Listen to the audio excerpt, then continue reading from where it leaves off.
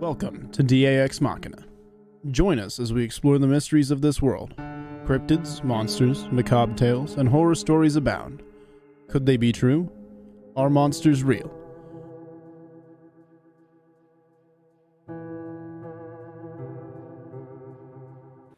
Good evening, folks, and thank you for joining us on another edition of Ex Machina. In the house with me tonight is Robbie Rip Rains, the man with the plan from South Crakalaki. Doc and Steve won't be with us tonight. Steve had to work, and Doc is spending some time with family, so we hope to have him back pretty soon.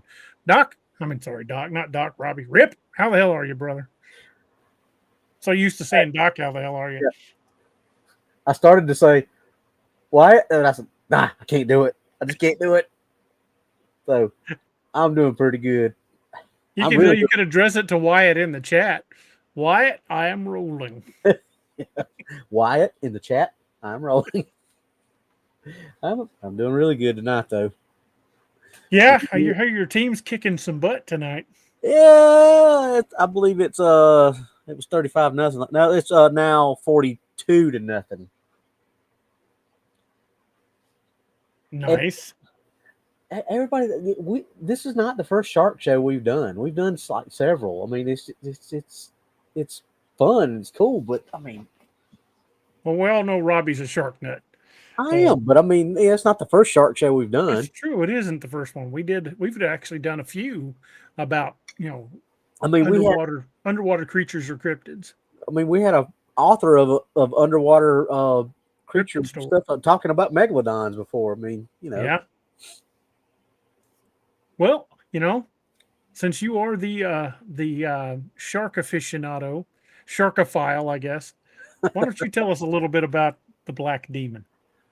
Okay, the black demon, and I'm not even going to try to pronounce what they or how they say it, but basically, I guess is it Spanish or Portuguese that they would use there in the Baja area. Spanish. I think it's Spanish. Yep. Anyway, I would butcher it if I tried to pronounce the Spanish too, so I'm not even going to try. For years, and I mean, going back to, at least as far as I can tell, back to the 30s, there have been not sailors, but I'm sure there's sailors too, but fishermen who frequent that Baja area of the Sea of Cortez, I believe. Is that the correct? That strip of water between primary Mexico and Baja, California. Yeah, they have claimed to see this large black shadow or a large dark colored shark. They say some reports up to 60 feet long. 60 feet long, which that's kind of going a little bit above most estimates of a megalodon. Well, how big was Deep Blue, the biggest great white ever recorded? She estimated they never got a 100% accurate measurement, but they got pretty close, and they say she's at least. At first, they were saying 22 feet, but they're saying she's at least over 20. She's like 20 plus is the safe assumption. You know how you estimate the size of a shark when you're in the water? Measure the distance from the dorsal fin to the tail. 25, 3 tons of her. Oh, you knew the Jaws quotes were coming out tonight. You run across a shark that size in the water, and it really will be farewell and adieu, all you fair Spanish ladies. That shark ate you whole. Cage go in the water. You go in the water. Sharks in the water. Our shark. Farewell and adieu, you fair Spanish ladies. God, I love that movie. It's so quotable. But anyway, if it is even remotely close to the 60-foot estimate, that would make it 3 times the size of any of the largest known great white ever recorded. Right.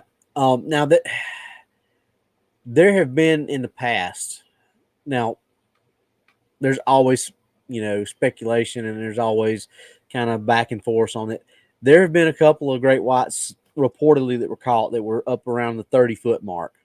That's still, let's be generous and say that they were 30 foot. This thing is still reported in excess of 30 feet of that. Mm-hmm. That's a big animal. I mean, as Doc would say, that's a big youngin. Thad Brown was saying, how do you measure a shark when you're running on top of the ocean? Most generally, what they will do is they will estimate its length based on the size of the boat they're in. They generally know the dimensions of their own craft. Yep. You know, be it a 20-foot fishing boat, a 23-foot whaler. They know the dimensions of their craft. And if it swims by and it's 3 times the length of a 20-foot fishing boat, Yeah, that's usually how they estimate anything is by their boat.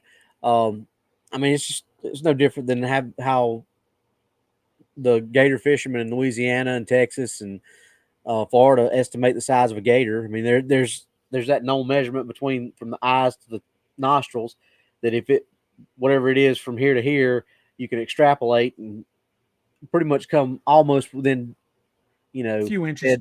dead accurate of what it is.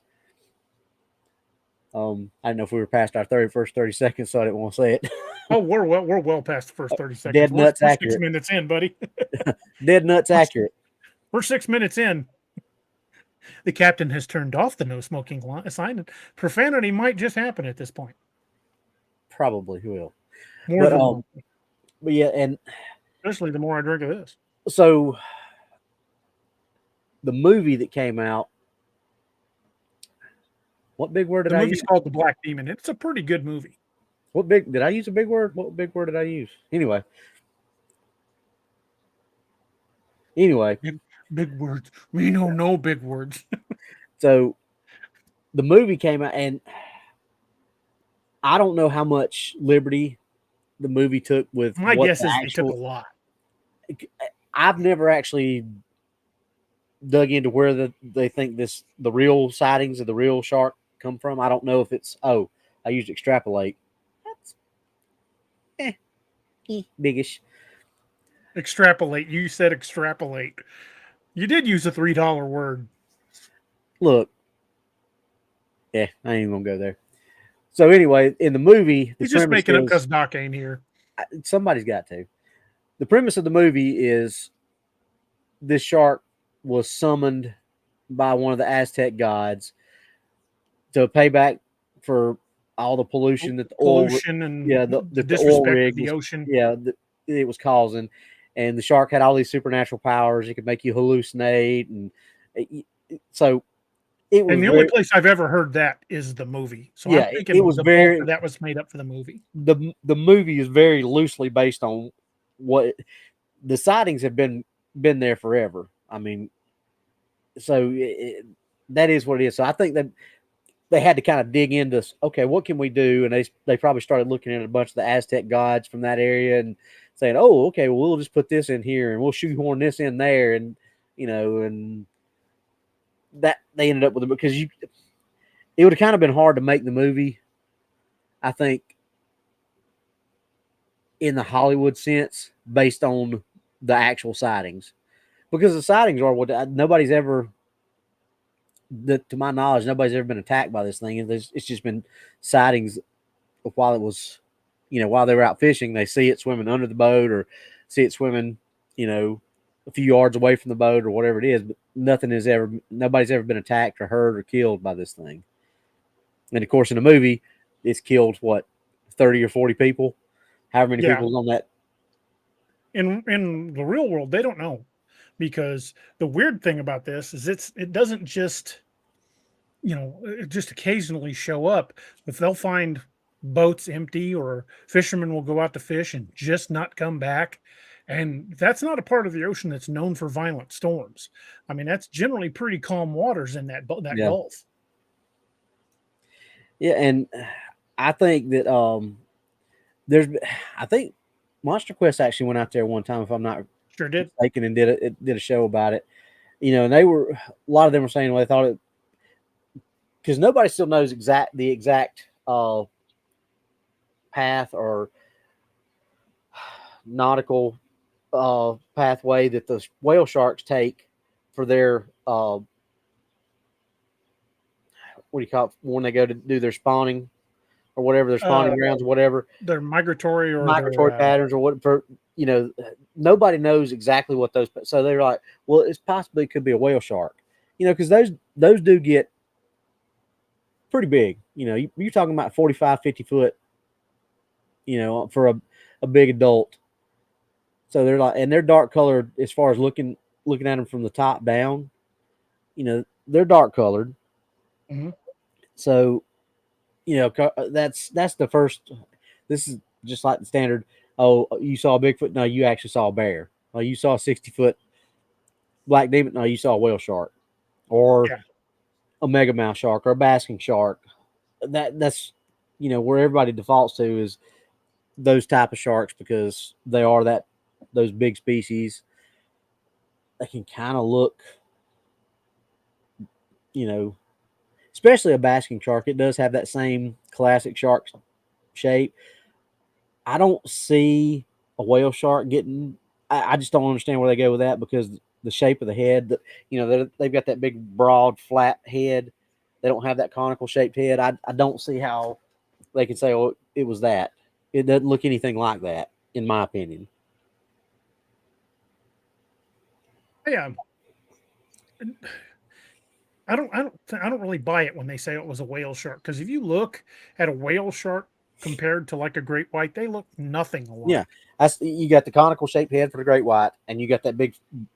To me, you could, if you were saying it was a large tiger shark, like a 60-foot tiger shark, I could see the shape of that being confused with a whale shark more than a great white, because a tiger shark does have that kind of broad, flat head, where it's kind of squared off. But if they're saying it's a megalodon or something like that, I just don't understand how you get that. Randall, basking sharks tend to stay that way, but there's been studies that show that great whites have been in cold water and warm tropical waters, so they're really starting to kind of broaden out on where they say sharks are here.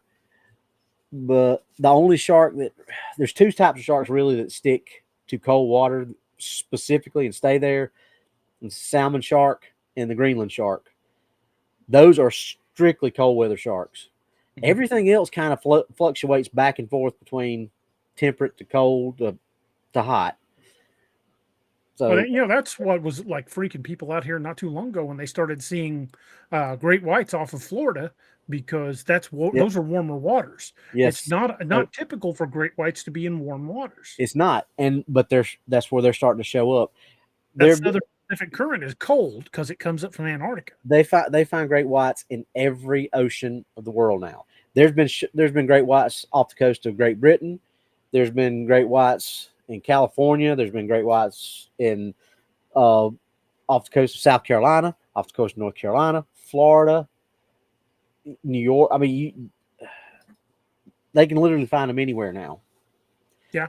So when we were in Myrtle Beach, we stayed there at Cherry Grove, and right there on the Cherry Grove Pier, a guy caught a 6-foot bull shark on a deep line. Oh yeah, right off the pier.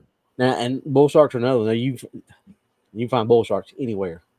Abby, you're Fresh right. water, Abby hot says, water. DA, there's a way to prevent getting eaten by a shark. It's called staying on the sand. They can't get you there. You're absolutely right. And when you see those top 10 lists that they put out from time to time of things to do to avoid getting eaten by a shark, why is number not? Well, yeah, exactly. Why is number one not stay the hell out of the ocean? Greg House says great whites come up in the Gulf of Mexico, Florida, Alabama, Mississippi, Louisiana, and Texas. Yep. Guadalupe one thing that worries me about great whites is I know bull sharks can adapt. Bull sharks can come up into fresh water. They found them in the Great Lakes. Hell, there was a guy that caught one off the coast, well, not off the coast, off the bank, near where the Mississippi River meets the Missouri River. Where it's right there at St. Louis, where the Missouri empties into the Mississippi. He caught a 6-foot bull shark right there. That's what worries me. But the time that when great whites make that adaptation, then we need to be worried. What the thing with the bull shark is they have that part and I can't think of what it is right off the top of my head. I'm drawing a blank. But anyway, basically, they have an internal organ that helps them produce saline so that they can survive in fresh water for indefinite. Hey, you're They the can, shark guy. Is it possible for great whites and bull sharks to interbreed? I don't think so. I mean, a shark is a shark as far as that goes, and I would assume that if a lion and a tiger can interbreed, I would assume that. But the thing is, sharks are not like mammals, and they're not. I mean, nobody's ever witnessed great whites breeding like they have other sharks, but they've witnessed what they feel like is the aftermath when you see all these sharks on the show swimming by with all these scars and gashes out of them. They're assuming that that's mating. So, and obviously they're sexually dimorphic, so which means the females are bigger than the males. But even a small male is going to be bigger than one of the bigger female bull sharks. So the thing is, do you think a female bull shark could survive mating with Maybe a young great white, a juvie? Maybe, but great whites don't reach sexual maturity until they're 15 feet, I think. So even a small 15-foot male that's sexually mature is probably still going to shred a 6 to 8 foot bull shark, female bull shark that's sexually mature. That was just a crazy thought. Yeah, I mean, I think it would probably be possible as far as physiologically. I just don't think that the bull shark could survive it, because there's no way a male bull shark is going to mate with a female great white. That's just not going to happen, because you get a 16, 17, 18 foot female great white is there's no way a 7.5, 8 foot bull shark is going to. Number one, great whites more than likely when they mate, it's out in deep water. And bull sharks. Wisconsin says, "What's the conversion of 8 to 10 meters to feet?" A 10-meter shark is about 33 feet long. Yep. And most I think meters to feet is like 3.3 feet per meter. I think that's what the conversion is. That's about right. It's usually safe to say 3 feet per meter. I mean, it's like 3 point whatever, but if you multiply by 3, you're pretty close. Yeah, a meter is just slightly longer than a yard. But talking more about the black one, the black shark, that it doesn't. Well, it behaves very much like an aggressive great white, but great whites aren't that dark colored. No. So is this a megalodon coming up from the deep to feed? Because those waters off Baja, California, out in the Pacific, are deep, very deep. In fact, it's not far from there when you start running toward the Marianas Trench. I mean, it's just straight off the tip of Baja, California, out toward the Mariana Islands. See, and here's the thing, though. We've reconstructed the jaw of a megalodon, but nobody's ever seen one, so nobody knows. It could be a different color pattern than a great white. So I mean, this very well could be, some type. The only thing I've ever heard about the megalodon comparison to the great white is that it was similar to the modern day great white. But here's the thing: it'd be very difficult to predict color based on teeth. Makos, great whites, salmon shark, they're all in the same genus. They're all related. And look how different all three of those species are. Well, sharks adapt to their environment. And someone just made the comment that the megalodon lived in shallow, warm water seas, but as their prey got more and more scarce, they would either die out or adapt. And I would be willing to bet some of them did adapt. Yeah. I mean, hell, that camera that they had on that was not a drone. It was a cable, a camera they had dropped down into the Marianas Trench, caught a shark. They could tell it was a shark by the gill slits, and they estimated it was about 65 feet long by the amount of time it took to pass the camera. Well, there's all kind. And here again, we understand what the age we're living in, but some of these things were done before AI. There's have you seen the one where I think it's a Costa Rican Coast Guard is trying to, or is running a rescue operation. There's some people in the water, and there's this big shadow that's circling around them. That was done before the big boom of AI.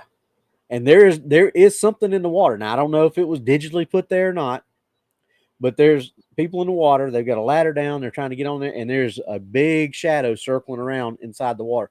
It's not shallow enough where you can tell what it is, but you can tell it's big. It's a shark, but you can't tell what kind of shark because it's circling around the guys that are in the water trying to get on the ladder. Yeah.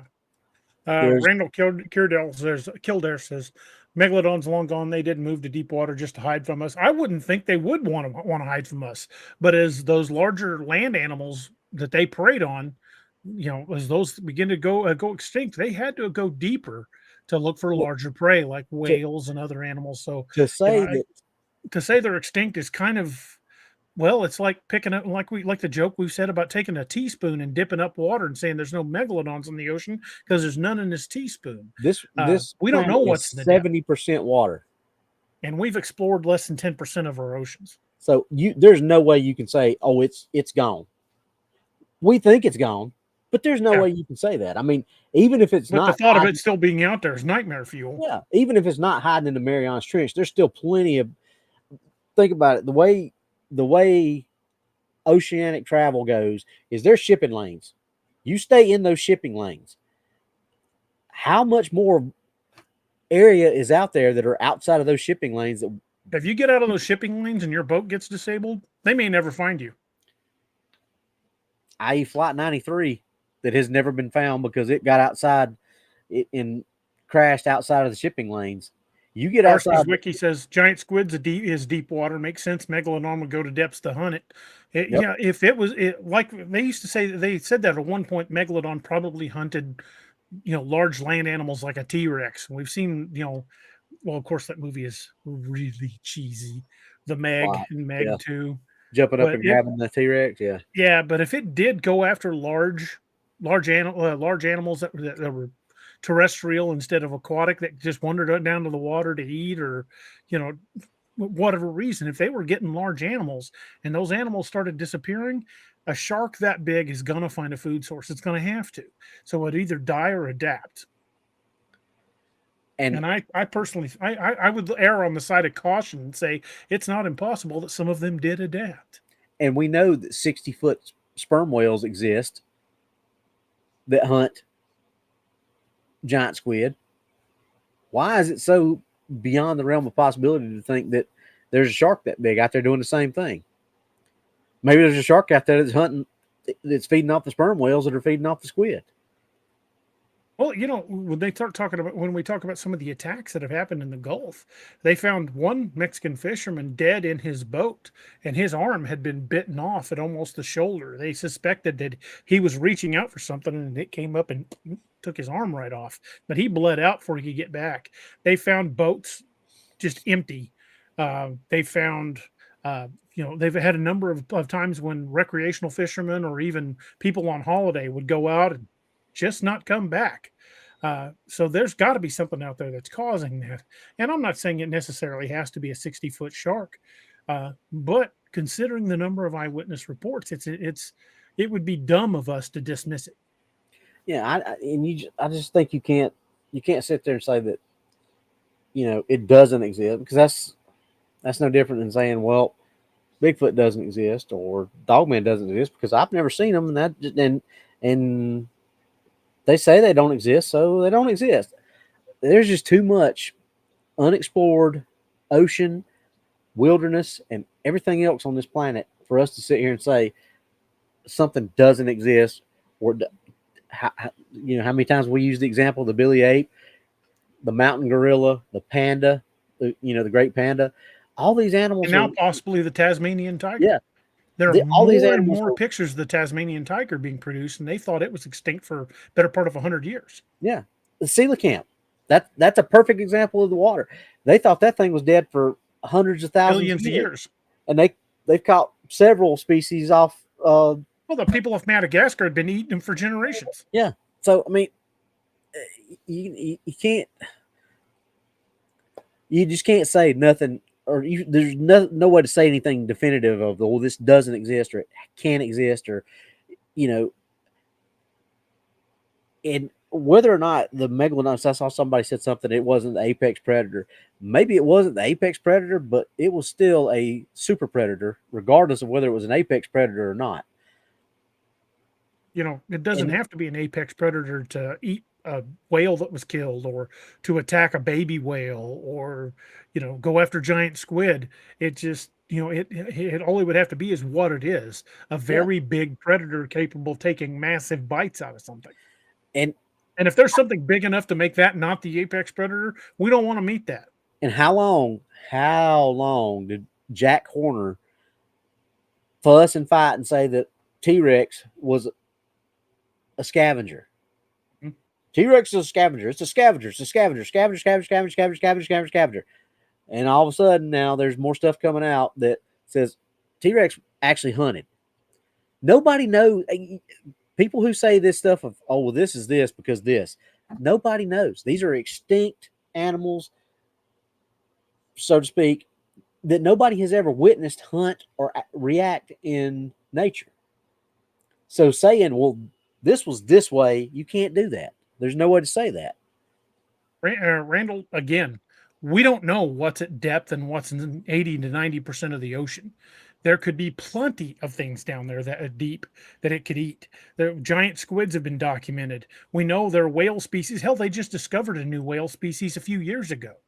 So there are lots of things that could be down at that depth that we've never seen that it could be preying on. We just don't know.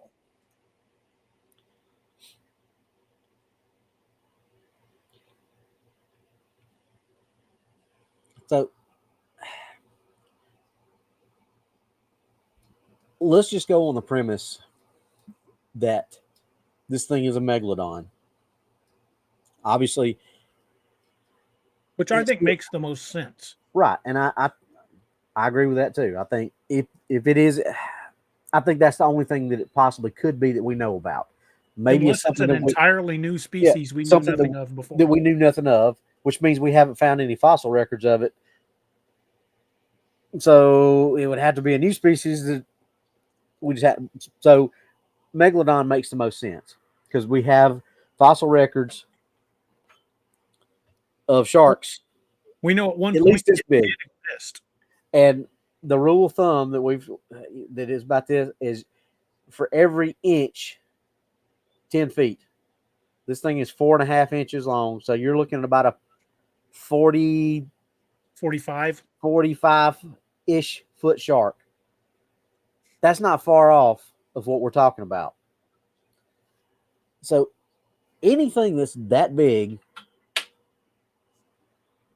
number one, it's gonna need a lot of food. So it's gonna have to either feed off dead whales. It's gonna have to hunt something big like whales. It's not gonna survive off seals, especially the seals we got nowadays. You remember the incident that Roxanne's talking about? That great white shark that had the tracker, and then all of a sudden it dove super deep off of. Yeah, that was in the place. It was off South Africa, wasn't it? I don't know if it was it's somewhere right around in that area, but it's a place where they call the predator zone. I think that's what it's called, the predator zone. But it's a area where you have a high concentration of great whites, orcas, all of the kinds of predatory sharks. All these different you got these pelagic sharks, which are deep water, open ocean sharks like white pointers,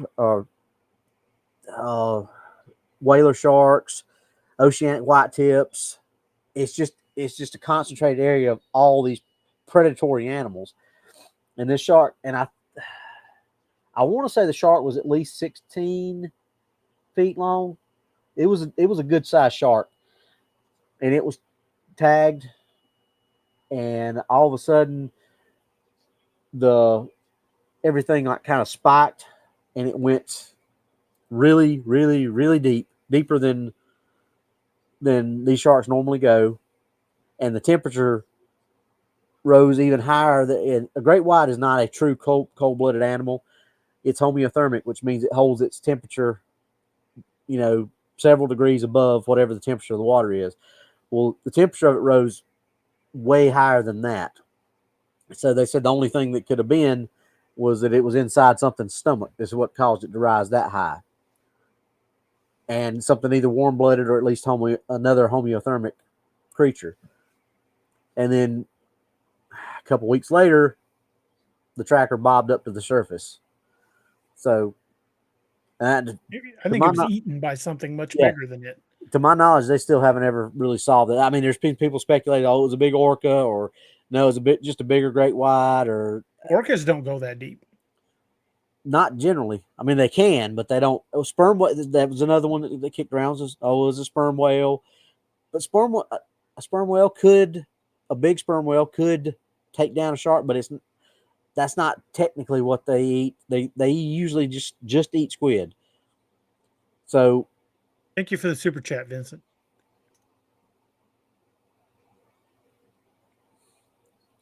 Anyway, go ahead. What were you saying?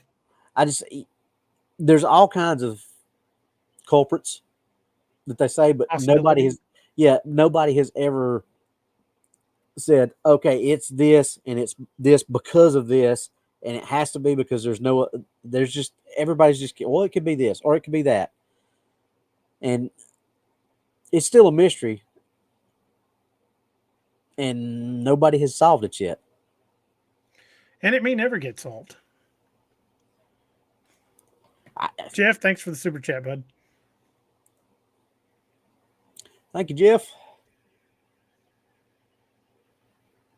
But let's, assuming the black demon is a great white. Now, not a great white, is a megalodon, even though, that's, we got to make a lot of assumptions that the megalodon's even still around. But that's what makes the most sense, unless it's an entirely new species. But from the shape, the way it's described like a gigantic great white, but it's black, which is not a color you find in great whites. No, they're typically light gray on the top and whitish color on the bottom, and they're that way for a reason. Because if you look at a great white, if you're over top of it and you look at a great white, it blends in with the ocean water typically. Or if you're underneath and you're looking up, it blends in with the air, the surface, the outside. It's an adaptive camouflage. There we go again. Who's talked about adaptive camouflage before? Where have we heard that phrase before? We've heard that somewhere before, but it's adaptive camouflage. It's that way for a reason, because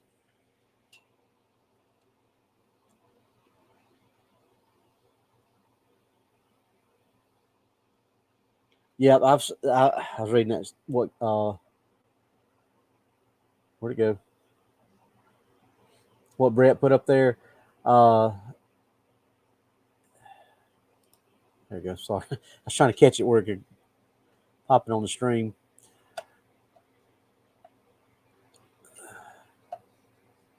If that's the one I'm thinking of, is that the one where there's the picture off the bow of a ship of the fin or the dorsal fin and the tail? Or is this a different one? Because there's a picture that's supposedly taken off a ship of a supposed megalodon, and it shows and this was supposedly taken back in the 50s or 60s, I think. And it's a picture of a dorsal fin and a tail, and they say it was supposedly from a 60-foot megalodon. Is that the one you're talking about, Brett? I remember hearing about that as well. And yeah, I've got a buddy who, I think I mentioned it before. He was retired from the Navy, and he said his team was free swimming from a sub to an island, and it was well over 60 feet swam beneath them. I said, "What'd you do?" He goes, "I looked straight ahead and just kept swimming." And he sung Jason Statham's song from the first Meg. Yeah. Just keep swimming, just keep swimming. Right. As far as I know, there are no pictures available of that people have managed to snap of the black demon. It's all eyewitness testimony. Well, and the thing is, there's been plenty of people that independently of each other have reported seeing this thing, and not even just this one, not even just this black demon from in the Sea of Cortez around Baja and all that stuff.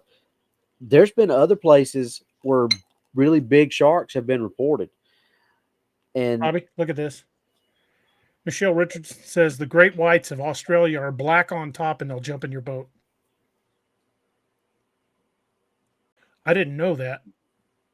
That kind of changes things. and I'm not going to say that I've never heard of that. I've never heard of them jump. Now, I can't say that I've never heard of them jumping in a boat. Let me rephrase that. I've never heard of that as a continual thing. I've heard it happen, but like isolated incidents, not like. So I'm not saying it's not. I'm just saying I've never heard of that as like, oh, this is the thing that they do, like Hans Bay, South Africa, where Seal Island and places like that, where you see the breaching predatory thing all the time. You just tow a seal dummy behind your boat, and you're probably going to see a breach. That's just a known fact that's what they do there. Now, they can get them to do it in other places, but they don't do it all the time. Whereas in Hans Bay and Seal Island, places like that, they do it all the time. So I've never heard of that. So I'm not going to say it yes or no that it does this or that. But like you said, if it does, that's scary. Mm-hmm. And if there are great whites that are dark colored, like what you're using the phrase melanistic, like they do for black panthers, if it's a melanistic shark, if this is just a rare adaptation, the fact that people have reported it being in excess, close to 60 feet long, that's the terrifying part. What if it is a great white that just grew to enormous proportions? The thing with that, though, that I tend to kind of pull back on the great white thing is great whites are notoriously they're slow growers. Like I said, they don't reach sexual maturity until they hit 15 plus feet as far as a male goes. So if this shark is a great white, think about how old this thing's going to have to be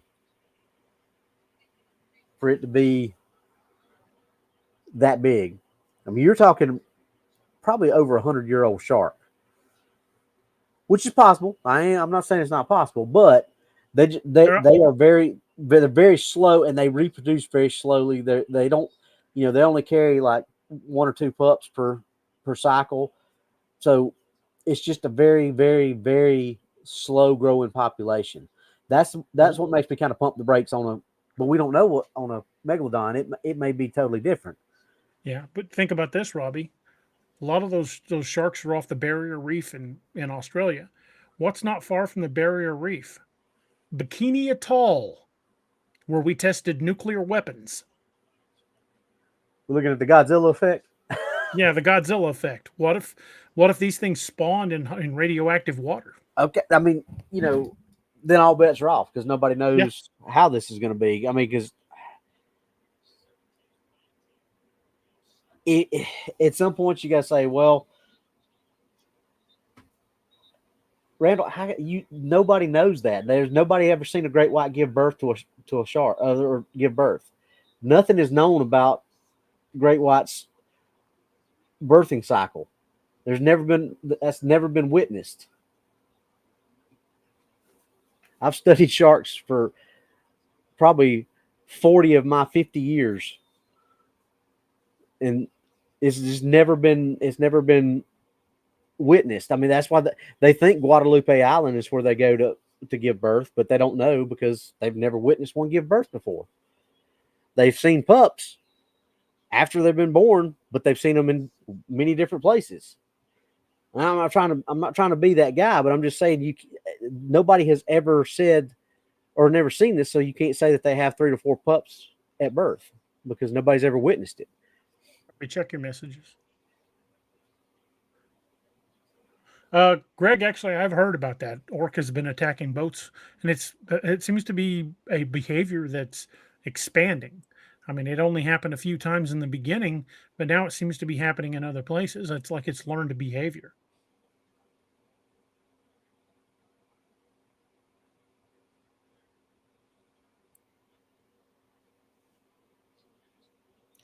Yeah, I just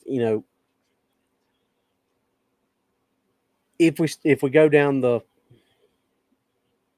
Megalodon alley, obviously there's going to be certain things that you got to say. Well, maybe this, maybe that. But if you go down what you just said about, well, maybe it's a new type species or something like that. That brings up a whole different set of If questions. it's a species we know nothing about, that's exactly the point. We know nothing about it. So I think that's an interesting point. I've never thought about it that way. That maybe it's a aberrant species that we've never heard or thought about. Or just a single individual with giantism. Can animals have that? Can they have that effect on the pituitary gland? I mean, they've had crocodiles that have gotten obscenely big. I mean, look at freaking Gustav in Africa. They have no idea how many people But that thing is killing, and it's massive, and it's bigger than a shark. but It the of its thing the normally thing with gets. reptiles is they grow their entire life as long as they're eating. So if if He's he eating good. yeah, but if he's 110-year-old crocodile that's eating all that, he's going to continue to grow. I just see that's the thing. There are so many variables that you look at. That's okay. Well, what is this? Well, but what about this? Is it? Hey, Daniel, good to see you, buddy. But yeah, like you're saying, if it's an unknown species, we know nothing about it. So, anything we say is just pure speculation. And I don't claim to be a shark expert. I didn't go to school for marine biology or anything like that. But just going exclusively by the eyewitness testimony, which is all we really have.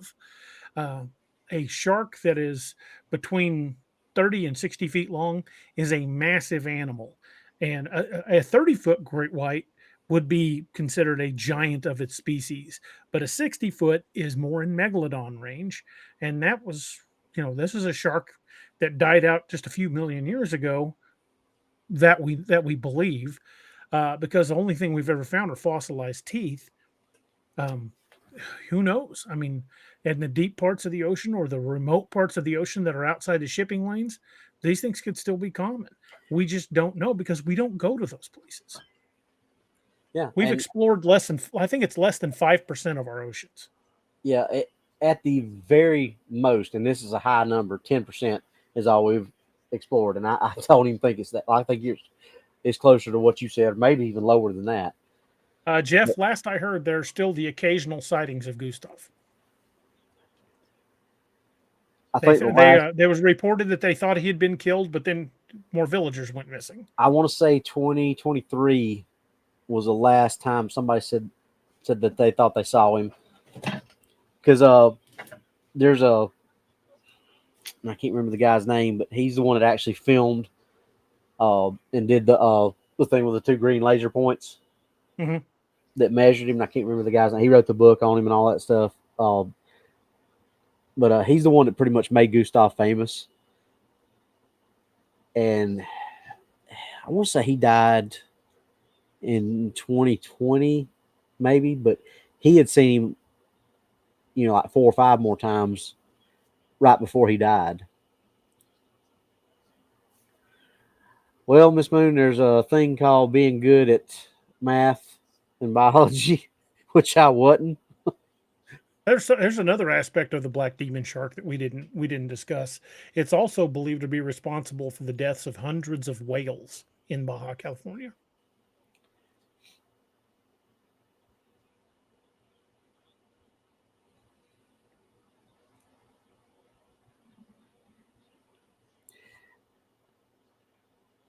So,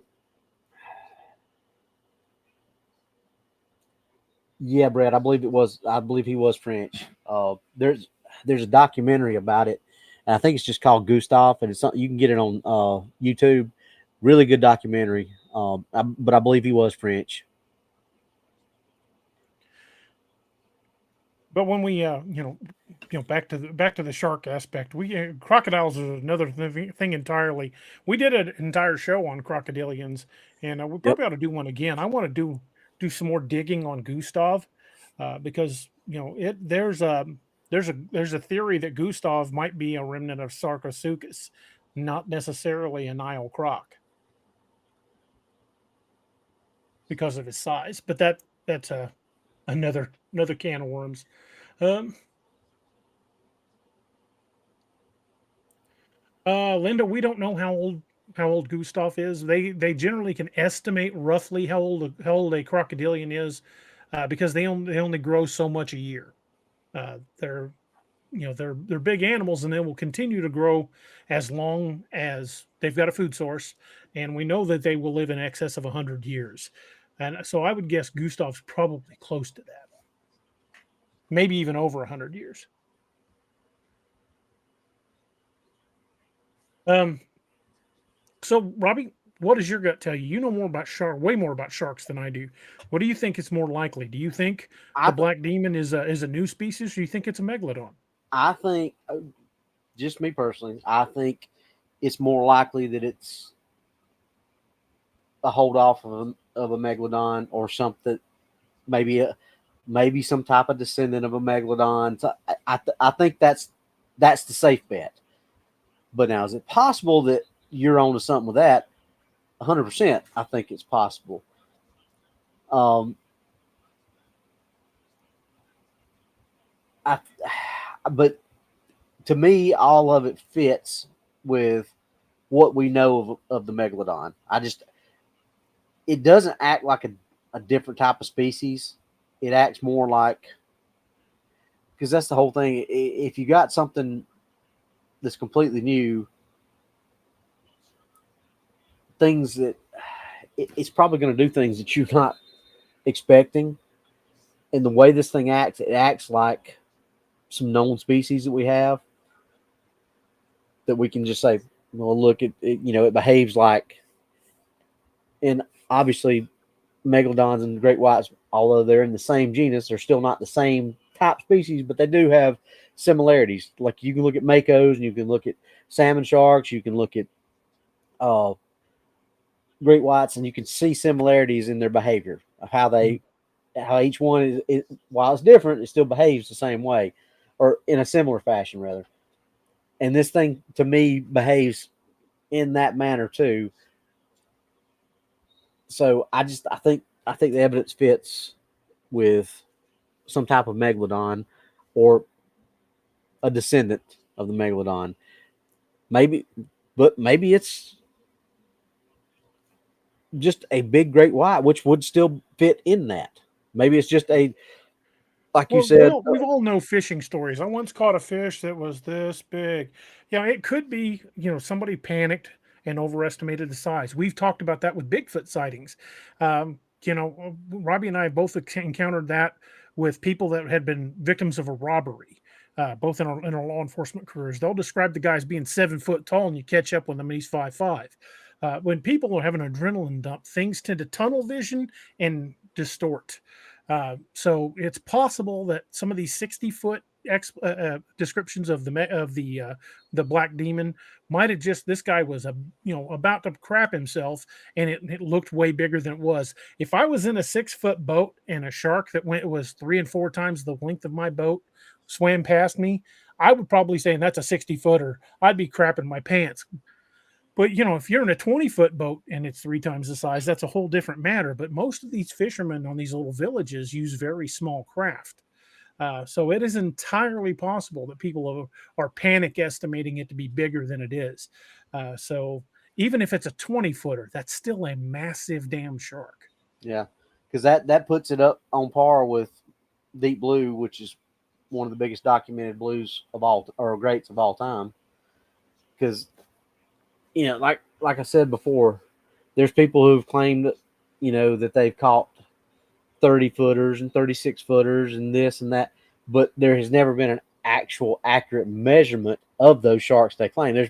There's pictures of people sitting on them or standing around them or anything like that, but they were never actually measured accurately by anybody. It was just a claim. Well, that was a report from Sydney, Australia, from the fishermen. This was in the early 1900s. These guys there was a dozen or so fishermen all fishing from a pier that they knew exactly how long it was in the harbor of Sydney. And a great white went by that they all swore up and down was as long as the pier. So 100-foot shark. Well, and here's the thing. Since we're talking about stuff like that, when they were filming Jaws 2, there was, and I don't know if it was ever confirmed by anybody on the set, but you can find it. There was people who were saying that the reason that filming took so long on that one was because they had to shut it down for a couple of weeks because a shark came in that was bigger than the animatronic shark, and they had to shut filming down for a couple of weeks because there was a shark around that was bigger than the animatronic shark. Don't know if that's 100% accurate or not, but that's what there's. I've heard that from multiple people. So I mean, you're looking at a 25-foot animatronic shark. So that means, okay, was there a 26 to 27-foot shark swimming around out there that closed down production for a while? I don't know, but that's what they're saying. Didn't the animatronic shark only get used in that lagoon? In the second one, yes. In the first one, no. They used it out in the open ocean a couple times. In the first one, no. Second one, they were never really that far off of shore because they learned from, obviously Spielberg didn't direct the second one, but they still learned from some of the mistakes that they made on that one. And one of the big mistakes they made on Jaws was trying to film a movie on the open ocean because it's just so unforgiving. What about this? It's, if you've got a predator, if you have a large predator enter the area of another large predator, the other large predator will come check it out. And what if they put this animatronic 25-foot shark in the water and it attracted the attention of something bigger saying, hey, you're in my territory, get the hell out of here. Yep. So, I mean, like I said, who knows if that's 100% accurate or not. I've read multiple stories from many people saying that, but nobody knows for sure if it's if it's accurate or not. But it's a interesting story no matter what. Yeah, and if this thing is a hybrid, like some people were saying, we'll see what Ryan says. That goes out the window too. I mean, look what happens with if you mate a lion and a tiger together. Depending on which one's the male, you get a whole different animal. Yeah. The liger will be bigger than either of its parents. But what do they call it? They call it a tigon. Tigon and liger. Liger is a male lion or female tiger, and it gets massive. Tigon, yeah, that's the big one. But Ryan, maybe that's where some of the stories are coming from. So I've never heard hammerhead, but I've heard there was a bigger great white bigger than the animatronic. Where did they film that at? Amity Island. Yeah, it was still filmed in Martha's Vineyard, just like the other one was. Yeah, but would there be a hammerhead that far north? I thought hammerheads were generally down close to the Caribbean. Depending on the species, a great hammerhead, they have a lot bigger range than just like. And great hammerheads are the ones that get up to like, 16 plus feet. Those are pretty big. Ball hammerhead versus a sledgehammerhead. Yeah, ball peen hammer shark. But yeah, great hammerheads. If it was that big, they have killed people. I mean, there are larger species of sharks that, like you were saying, most even a large female great white will have scars from the mating process. But what if a particularly large tiger shark bred with a great white? You would get something that was probably very aggressive, fast, and we wouldn't know what the outcomes would be. If this is a hybrid shark that's staked out of hunting grounds, all bets are off because we don't know what its behavior is. We don't know because it's going to be different than both parents. If I had to say, okay, this one could. Bull sharks are obviously the most aggressive. They're called bull sharks for a reason because they have the highest concentration of testosterone in their system than any other shark. That would be a bad combination between. Now, a bull shark and a tiger shark, maybe that could happen. But if I had to pick one that could possibly mate with a great white, tiger shark's probably the only one with the size. Well, they share waters. Yeah, they do.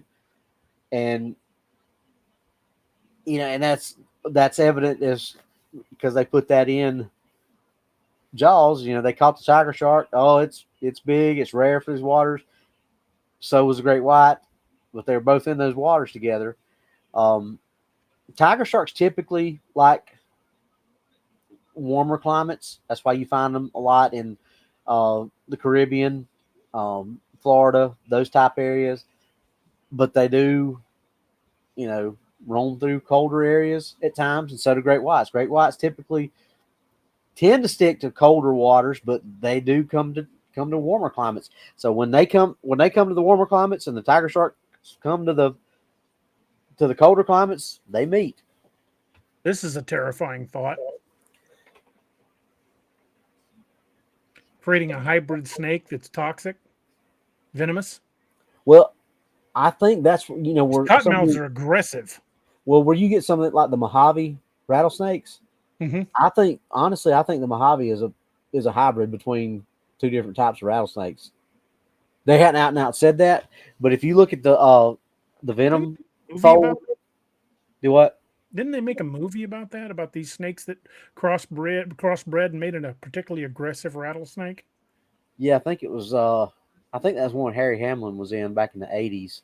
Yeah, it sounds right. It was an old movie. Yeah, but the Mojave has neurotoxic and hemotoxic venom, which is bad. Yeah, because most antivenoms are one or the other. Yeah, so I just think the Mojave is probably a hybrid, and they just haven't told us that because they don't want to panic people. That's just my personal opinion. A Pisley, or what is the other one? A growler. Yeah, growler. A Pisley or a growler. It's a hybrid between a polar bear and a grizzly, and that's different. But which way the parents were, if it was a male grizzly or a female grizzly. But we are seeing that these species can and will cross produce. So why is it unthinkable that could happen in the shark world? And like I said, we know it's happened with killer whales and dolphins. Yeah. Well, killer whales are not whales; they're dolphins.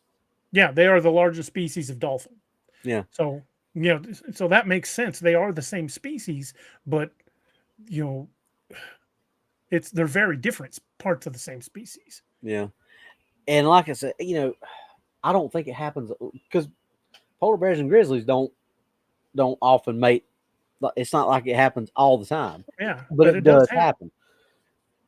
So to say that it couldn't happen in the shark world that's kind of the epitome of stupidity to say no, it doesn't happen or it can't happen, because we don't know. I mean, unless we're down there 24/7 watching every single square inch of the ocean, you can't say that stuff. Larry, thank you for gifting that sub. So I think that this is this is one of those areas where you just kind of have to like say almost anything is possible.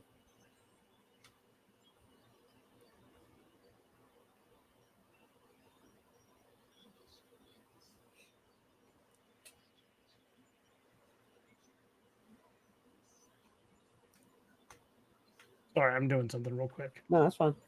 I was just reading the comments, see if I'd missed anything.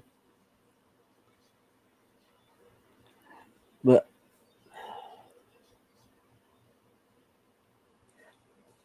I mean, I may be completely totally off about the black demon, and it may be a completely totally aberrant species that we've never seen before.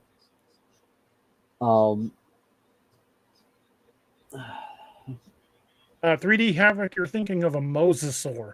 Has a head kind of like a crocodilian, but it's got flippers mosasaur's got massive, like close to 100 feet long. Hey, Rodney's on. What's up, Chief? Hey, Camo Dad, I hope you enjoy the book, man. Thank you. Yeah, I totally agree. We should never underestimate nature, because just when we think we've got it figured out, as Jeff Goldblum would so eloquently put it, life finds a way. Finds a way. There you go. Yeah. Great. I bring a scientist and you bring a rock star.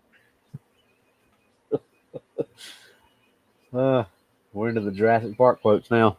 Yep. Well, this could be a Jurassic dinosaur existing. I mean, if it's a, Well, I mean, if it's if a it's a megalodon, Megalodon, it pretty much is. yeah. Hey, we missed the bottom of the hour entirely. Oh, we And missed. now we're at the top of the hour again. Yeah, we really kind of dove into this one. Well, Part of fun. you know what? Let's just not worry about doing any of those tonight. We'll pick them up. We'll pick them up on Saturday. But I mean, Wednesday. It's Saturday. Let's pick it up on Wednesday. We are Saturday. We're kind of on a roll tonight, so I don't want to really break our momentum. But and here's something that, and I don't want to go like so far over into left field and say that this is 100% a dinosaur Right. type with it being a megalodon. But I also don't want to go over to the other side and say it's completely an aberrant species that we haven't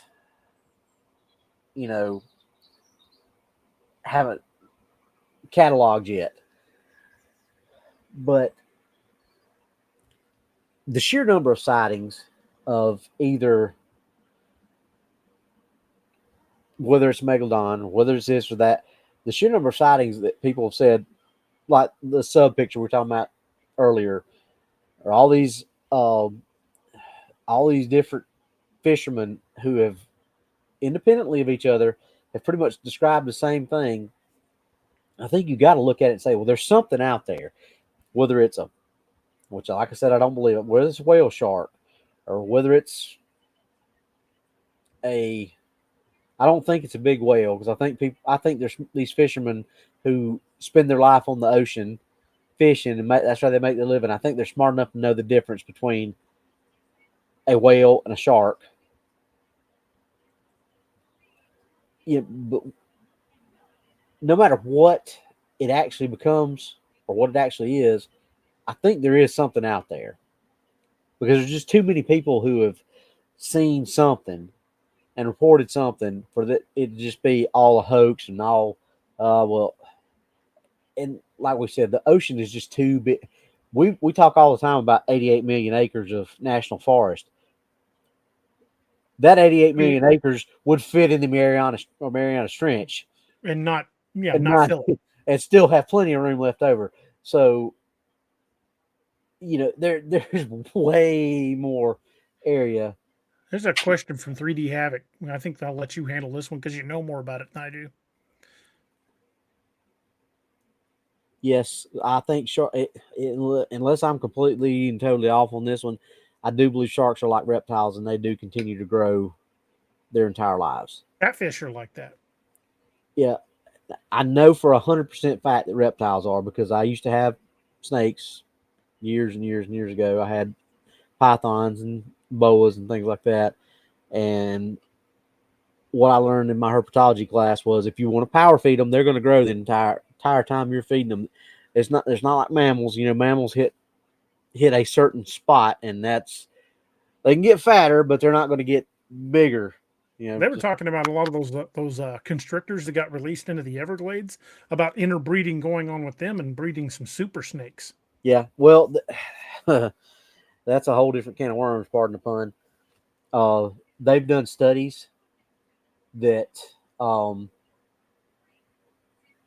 those things are surviving way, way more than they thought they were ever going to. They thought, well, when they first got out, they can't survive the winter, or they're only going to be able to survive in this certain area. But these things are a keystone species, and they're pretty much taking over the Everglades. And they're finding them as far north now as southern South Carolina. Yeah, that's where I was going with that. There's an old nuclear facility somewhere, I want to say down in the lower part of the state, where they had this big open silo, and they put a bunch of them in there just to see if they were going to survive the winter, and they did. I'm like, great, thanks. Bring them on up here. Don't let them just work their way up here. Just bring them up here. Yeah, bring them up, let them loose. Yeah, Yeah. why not? Why the hell not? Yeah. You know, why wait for them to take over? Just give them all the Yeah, breeding room they need. Yeah, we're just gonna help them. We're gonna give them a ride because they can't get up here fast enough on their own. So we're just gonna bust them in like we do in. Never mind. Started to go there, but I stopped myself. You behave, Robbie. I'm gonna behave.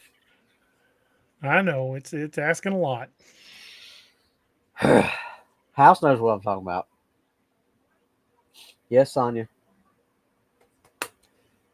We have them in our state.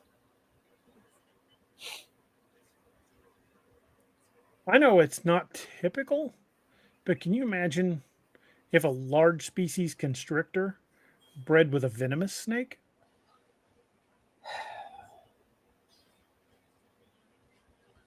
I Would I don't want to say it's impossible.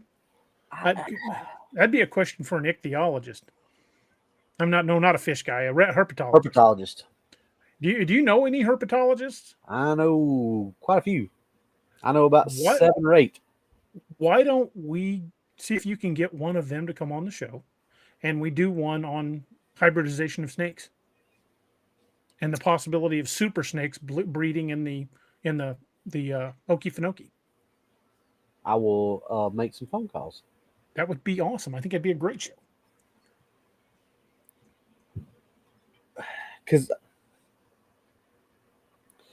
there's actually a movie about that already. Do you remember that movie? About Mr. Miyagi was in it. I don't know that I've seen it. It's called Cobra. The cobra's name was Seth, or the big snake.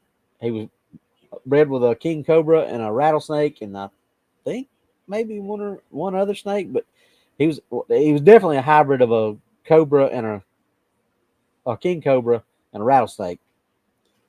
Cheesy B monster movie, but it's actually pretty good. Mr. Miyagi's in it. It's worth a watch. We were talking about how big the king cobra gets. King cobra can get up to 18 feet.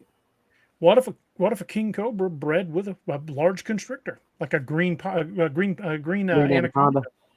Yeah. Because green anacondas are the bigger ones. Those are bigger. Green anaconda is the heaviest snake in the world. Reticulated python is the longest snake in the world. So either one of those are terrifying. Yeah. That's nightmare fuel right honestly, I would be more scared of them breeding with a African rock python or a carpet python because those are way more aggressive than retics. Retics are big, but instead of a cobra breeding with a black mamba. There's no telling what kind of venom strain that would bring out. And that gives me the heebie-jeebies thinking about it. I hate snakes. But anyway, back to sharks. We keep kind of ding ding ding ding ding ding ding. Our train derails. Okay, 3D. Now you're just getting stupid now with that. Camel spiders, nope. Yeah, let's just let's not even go there. I won't even sleep tonight thinking about that. Yes, General, that is nightmare fuel. Camel spiders, breed with snakes. That's when you call in a napalm strike and call it a day. Deal with snakes, but camel spiders? Oh God, no. Darcy's Wiki says the green anaconda at the local zoo had to have multiple doors put in because it began anticipating feeding time. They will do that because there was I can't think of how long ago it was, but there was a lady who had a pet retic, I believe. And now this girl was crazy. There's no way I would ever. I've had snakes before, but they stayed in aquariums other than when I got them out to handle them. But she let this snake sleep with her. That's insane. No, thank you. Well, it stopped eating. So she took it to the vet, trying to get figured out why it stopped eating. and the vet started asking questions, some qualifying questions, and the vet's like, well, just take me through a normal day. She's like, okay, well, this and this and that, and then, we'll go to sleep at around. And he goes, oh, wait a minute, hey, what do you mean go to sleep? Well, the snake sleeps with me. You let the snake sleep with you in the bed. She's like, yeah. Said, okay, I think I know what the problem is. And she said, what? Said, this snake is starving itself. And she said, why would it starve itself? Said, because it's starving itself because you're its next meal. Through that. The only snakes I want are skin on boots. I mean, I like snakes, don't get me wrong, but I ain't letting the snake sleep with me. It can sleep in its aquarium. And I had a tiger retic at one time. Because it was my choice, but somebody that I am not married to anymore wanted a tiger retic. Then found out it was a female, and I told her, I said, you do realize females get bigger than the males.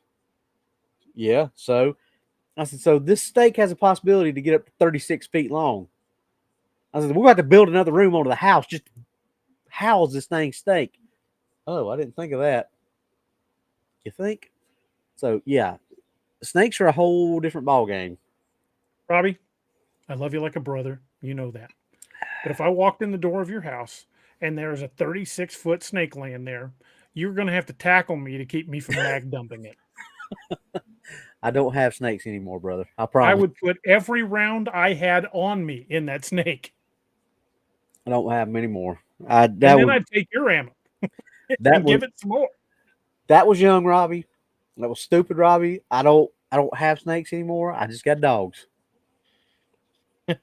Knucklehead dogs. Yeah, well, that's true, but at least a knucklehead dog ain't going to try to crush you to death. That's true. He's just giving you a hug. You friendly little guy. Yeah, he's a friendly little guy. Someone asked a minute ago if there were any cryptid spider stories, and I believe there are. Ryan Paul Tremblay, if you're still in the audience, I think there's a few Native American stories about giant spiders. I'm pretty sure there's some from Central America at least.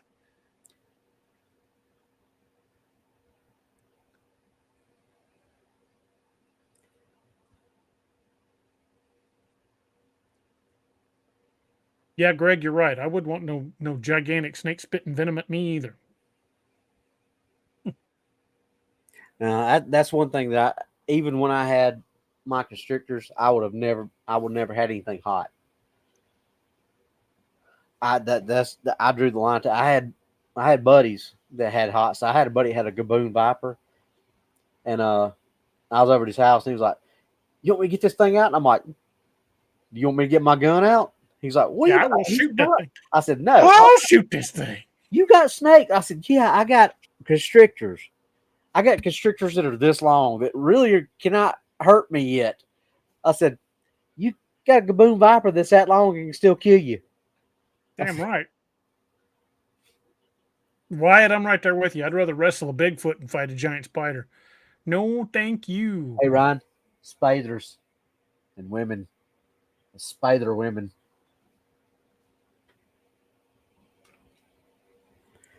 I know Ryan got that one. I know you got it, but I know Ryan got it too. Casey Calloway says a scientist in the 1800s reported a 5-foot across the fire in Congo. Spider? I assume that's what you mean. 5-foot spider is beyond nightmare fuel. If they said if venomous spiders got the size of house cats, they could take over the world. Not if we give them lead poisoning. They'd be calling in an airstrike. You ever seen that movie Kingdom of the Spiders? Those were tarantulas. Can you imagine if they'd have been, bird-eating spiders with deadly venom? Look, I watched Arachnids and Eight-Legged Freaks, and that ruined me. Eight-Legged Freaks was a goofy movie. It was goofy, but good gracious. Now, again, we're way off of sharks. For a guy that loves sharks the way you do, you'd think we would have stayed on it. I love cryptids too. We never stay on topic with that either. Yeah, that's true. We can't stay on topic for anything, it seems like. But that's half the fun. God knows what rabbit hole we're going to run down next. I don't know. With all this talk about spiders, I don't know if I want to run down any rabbit holes or not, or snakes either. I mean, Ryan says, "I got your back until a giant spider shows up. I'm not Gojira. No way. I'm taking a kaiju spider. There ain't no joke there." Jeff Yarrington says, "Spider removal with dragon's breath." Dude, I wouldn't leave the house without a shotgun loaded with dragon's breath if they got that big. Jeez Louise. Sonya wants to go back to sharks. No. Lyle, you're right. Margolin does not like spiders now at all in any way, shape, or form.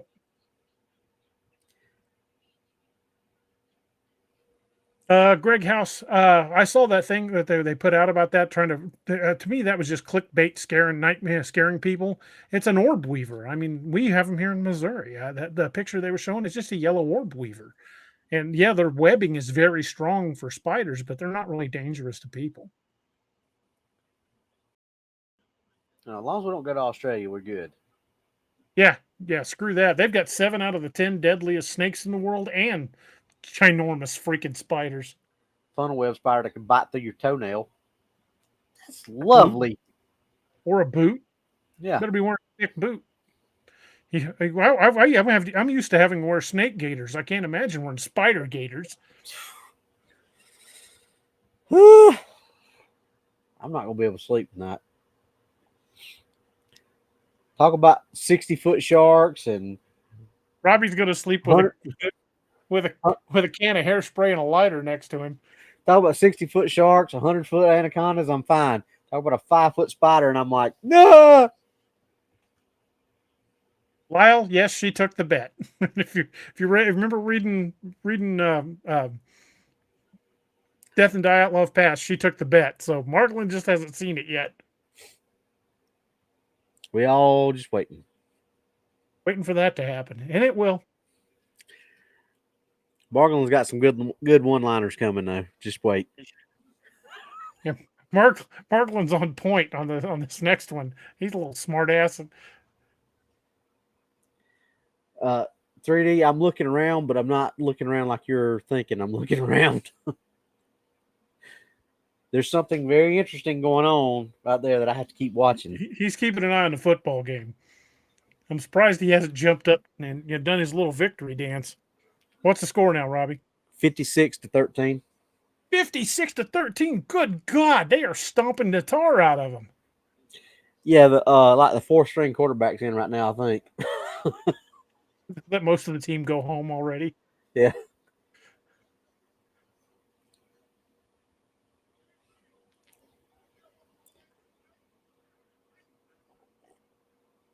But hey, I've been good. I haven't jumped up and screamed and yelled, and I'm proud of you, Robbie. I really am. Good. I'm proud of you. So, black demon shark. So we got the possibility that it's a megalodon. We got the possibility that it's a hybrid, something entirely new. And we put a poll up. I just looked at Rodney's comment. Yeah, I saw that. But we put a poll up. Is it a megalodon? Is it a hybrid, new species, or radiation? Seems like the bulk of folks think it's probably a megalodon. So we've got 42% saying it's a megalodon, 29% saying it's a hybrid, 21% a new species, and only 8% that it's radiation grown. So, and I mean, that's all. Mrs. Moon, there are lots of sightings of the black demon over the last, what is it, like 30 years? Yeah, I mean, probably even further than that. I think, I want to say back to the 40s or 50s, as far back as I can remember hearing or finding stuff about it. I mean, it's just, and if you throw in the stuff where you've got the pictures of like we talked about from the bow of the ship, with the submarine in the foreground for scale, if you want to throw those in and say that, because that was in kind of sort of the same, it wasn't like really right there at it, but it was in that area. I mean, if you want to throw that in and things like that, I mean, there's been a lot of really solid sightings. Well, Mrs. Moon, all of the black demon, what they refer to as the black demon shark, all of those are in Baja, in the bay in Baja, California. Oh, Ryan's in the chat. Ryan, can you write or pronounce the actual translation? We tried earlier, or I don't. well, My we didn't Spanish try. is horrible. Yeah, I know Ryan can make us look better on that go round. Yeah, 56-13 is the score as it is right now with I speak redneck Spanish that we used to use in booking. Hey, 13. scribe su nombre, por favor. We're only in the third quarter, DA. 13 minutes to go in the third quarter, it's 56-13. Yeah, I'm happy. Robbie's having a good day. He wasn't having a good day the last time they played. Nah, but they were playing the number one team in the country then, so it is what it is. So, do you know how deep the Sea of Cortez gets? I don't know an exact number, but I know that's probably a pretty deep area. I'll let you, because I'm sure you got the number pulled up. No. You don't? Nope. I thought maybe you knew, but I can look it up on the Googles. On the Googles? I'm going to venture a guess and say it's probably damn near 10,000 feet. I was going to say 12. That's literally what I was. Max depth 9,843 feet. That's some deep water. Yeah, that's pushing 2 miles. Yeah, so a lot of stuff could hide in. That's deep enough water for a deep water megalodon. It only comes to the surface to either feed or breed. Well, I mean, there again, let's talk about the 88 million acres. You could hide 88 million acres in 22 miles of water or 22 miles Look deep. how long California is too. It's hundreds of miles long. Yeah. That's no small body of water. It may look small on the map when you compare it to the Pacific Ocean next door, but it, pushing 2 miles deep, that's some serious water. Well, just think about it. You get in your car and you drive 2 miles. Might not seem like a whole lot, but you just think from point A to point B how far that is and try to swim that. Yeah. Laterally, not much less. Not just like trying to get to the surface. Yeah. That's and I think a lot of, now that we are with mechanical travel cars and things like that, you lose sight of how far a mile actually is because it takes you no time in a car. But that's still a long way, and you add you going straight up and down 2 miles. That's a lot. Yeah, if you got a Fitbit, I wear mine all the time. If you got a Fitbit, put that on and walk around the block around your house until it says 2 miles, and that is the depth of that water. I mean, think about that. If you were on flat ground and you went straight up in the air 2 miles, would you want to fall from that depth or from that height, rather? Thank you, no. Brett says whales migrate past there as well. Yeah, that's another thing about that black demon. It's believed to have killed thousands of whales. Yep, that's what these fishermen, most of them say that they believe that it was out there because they're out there fishing. A lot of times they're fishing during the whale migration. And that's when they say they see it is during these whale migrations.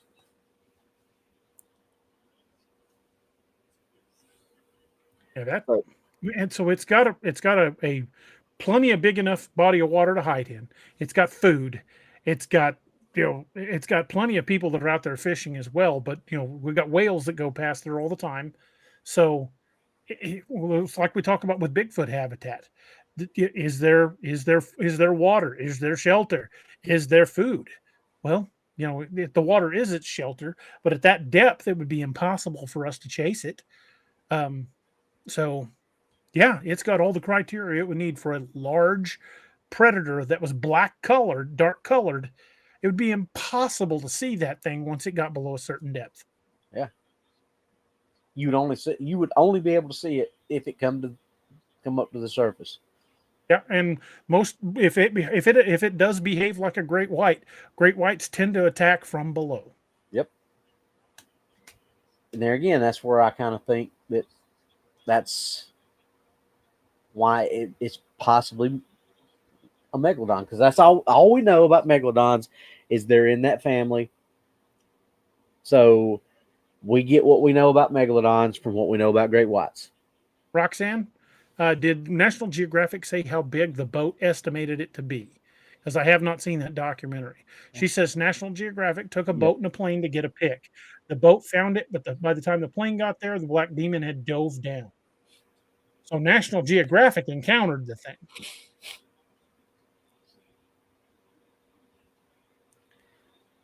And that's what I say. This is not something that just 4 or 5 people have said they've seen. There is enough people who have said they've seen this thing to attract the attention of the National Geographic, Discovery Channel. People, I mean, it's not. Yeah. I mean, Yes, for did God's an sake, they made a Hollywood movie about it, so it's garnered enough attention for all these big time things to come check this out and look at it and look for it and make movies about it. To me, that's that. If you look at the look at things like, I don't know, like maybe say the Mapinguari, which is a cryptid, but it's not really that popular of a cryptid. There's not a ton of sightings. You might see a Discovery Channel show about it. You might see a documentary on Netflix about it, or YouTube or whatever, but you don't see a whole lot of mainstream media attention to it. How much mainstream media attention is there to this? Quite a bit. Roxanne said no, they didn't. All they said it was big. To me, that's the litmus test of how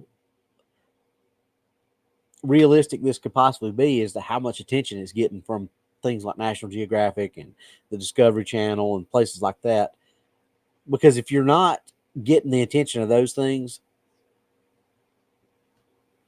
if you're getting the attention of those places, that means that legitimately there's, number one, there's enough people saying they've seen it for them to say, well, there might be something to this. And it's legitimate enough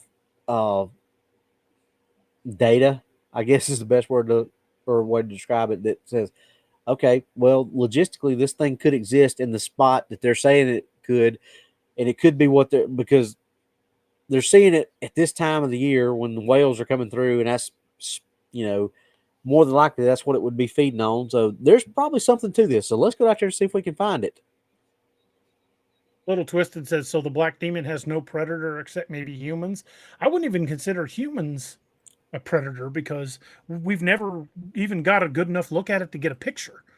I mean, so, this thing doesn't, I don't think it sees us as a threat. It just probably doesn't stay at the surface very long. So the only way to effectively hunt one would be to hunt it in the depths. And that's just not where we excel at. Yeah, we could send a nuclear sub in there, but I don't think you're going to torpedo a shark. I mean, realistically.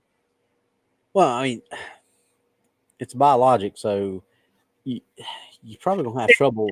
I just hope all these sharks don't have tattoos. Do what? Just hope all these sharks don't have tattoos. Yes. German tattoos. Yeah. 3D, yeah, I've seen pictures of the giant oarfish. That's a terrifying looking fish. Very weird. So, I mean, thank you, Roxanne. I just think if you look at the simple, what's the simplest thing that this possibly could be?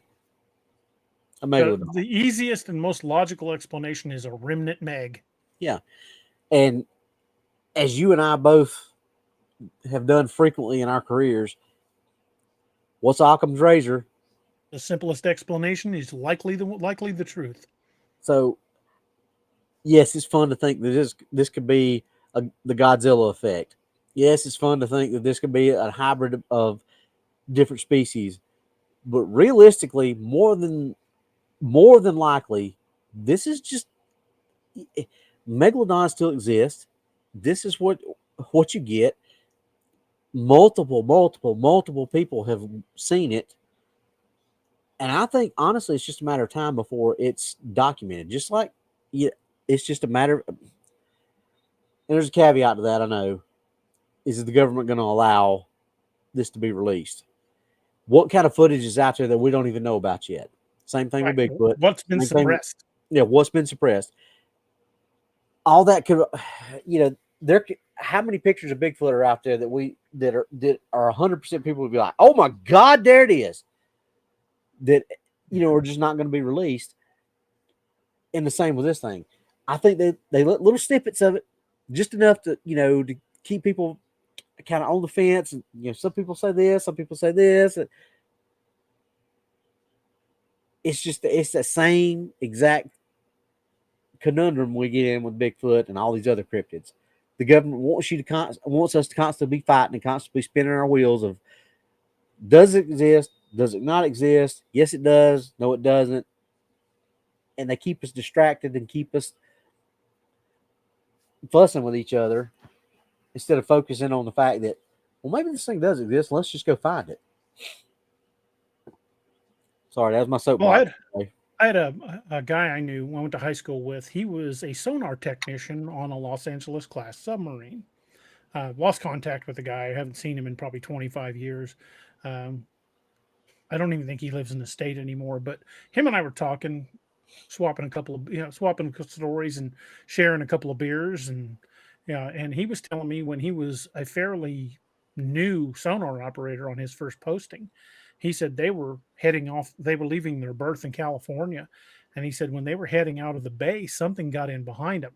And he said it was an organic contact. And so they told the skipper, they said, hey, we got a whale or something behind him. And he said, and I quote, it was every bit as big as the sub. And the skipper said, oh, it's probably just a California blue whale. It'll peel off in an hour or two and go to the surface and go look for something to eat. He said they proceeded to track this thing over the next 3 days as they passed the Philippines, and it never surfaced. Yeah, that ain't a whale. That ain't a whale. Yeah. It followed them for 3 days. Also not whale behavior. Nope.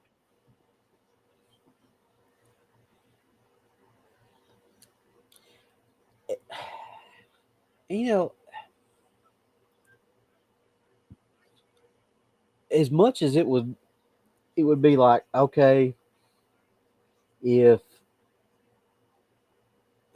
let's take the government out of it for a second and say the government was not trying to suppress anything, which we all know that more than likely the government lie to us. No, I know say it ain't so. I know that's hard to believe, but let's just take that out of the equation for a second and say we didn't have that hurdle to jump over and say, well, the government's trying to keep us from, or somebody, not the government, not that they would do that kind of stuff. Look at as police officers. I put a poll up of how many people would like to go to the Sea of Cortez in a boat to look for the black demon, and it's actually more of an even split than I thought it would be. I thought we would get an overwhelming hell no, but it's 46-54. Well, I'll let you guess which one my vote went into. Robbie would be out there, whether he's in a dinghy or in a battleship. He doesn't care. He'd be out there. He'd be trying to get in the water with the damn thing if he had a shark cage. 47 meters down. Jeff says he'll go. I would go, but I ain't getting in the water. Cage, go in the water. You go in the water. Farewell and adieu, your fair Spanish ladies. But anyway, like, let's take all that out of the equation and say, there's no outside men in black, whoever they are, trying to stop us from finding this stuff out. based on our training, DA, looking at it from the way we normally look at stuff, is there a preponderance of evidence to say that this is possible? This is a possibility. I think Well, people have gone to prison on eyewitness testimony. we meet that criteria. I would agree. There's I think definitely there's 100%. There's been enough people say they've seen it completely independent of each other. people that had no contact. Yeah, have had no. That's what. For those of you out there who don't know what we're talking when we say completely independent, you talk to these people and these people say this, and then you talk to these people completely 100% antiseptically separated from person A. You talk to person B, and person B says the pretty much identical thing that person A says, and then that continues on. If you got that over multiple people, and when I say that, most of the time when that happens, whoever's interviewing them, the law enforcement, whoever it is not releasing what person A said. So person B has no clue what person A says. That's how you get to totally independent. It's not like they heard this person say it and they're just repeating it or parroting it or whatever you want to say. They don't know what that other person said, and they're saying something that matches up completely.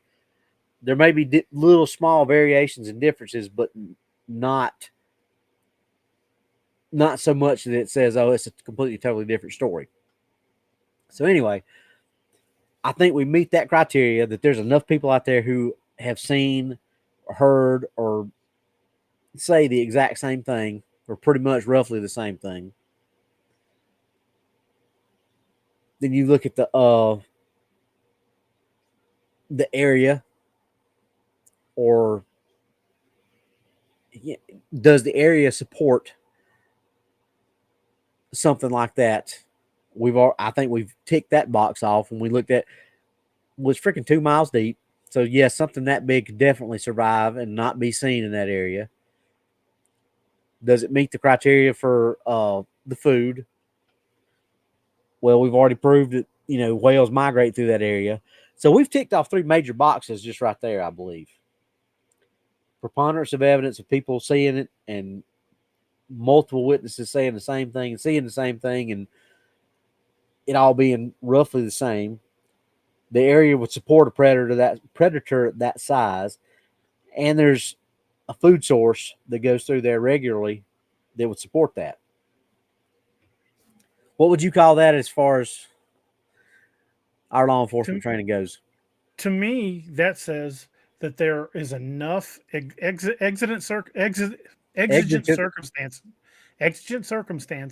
That to word. say it fits the criteria. There's like you said, there's food, there's ample sightings reports, eyewitnesses, and some of them, like National Geographic, quite credible to saying that National Geographic spotted it. So we've got credible eyewitness sightings, we've got food sources, and sightings going back 50 plus years. At least, I would say, based on the preponderance of evidence, we've got to give credibility to this because it could be a megalodon, or it could be a freak of nature, or something entirely new. But the one thing that checks all those boxes, and let's even assume that they overestimated the length at 60. The National Geographic, they didn't give an estimate, but they said it was big.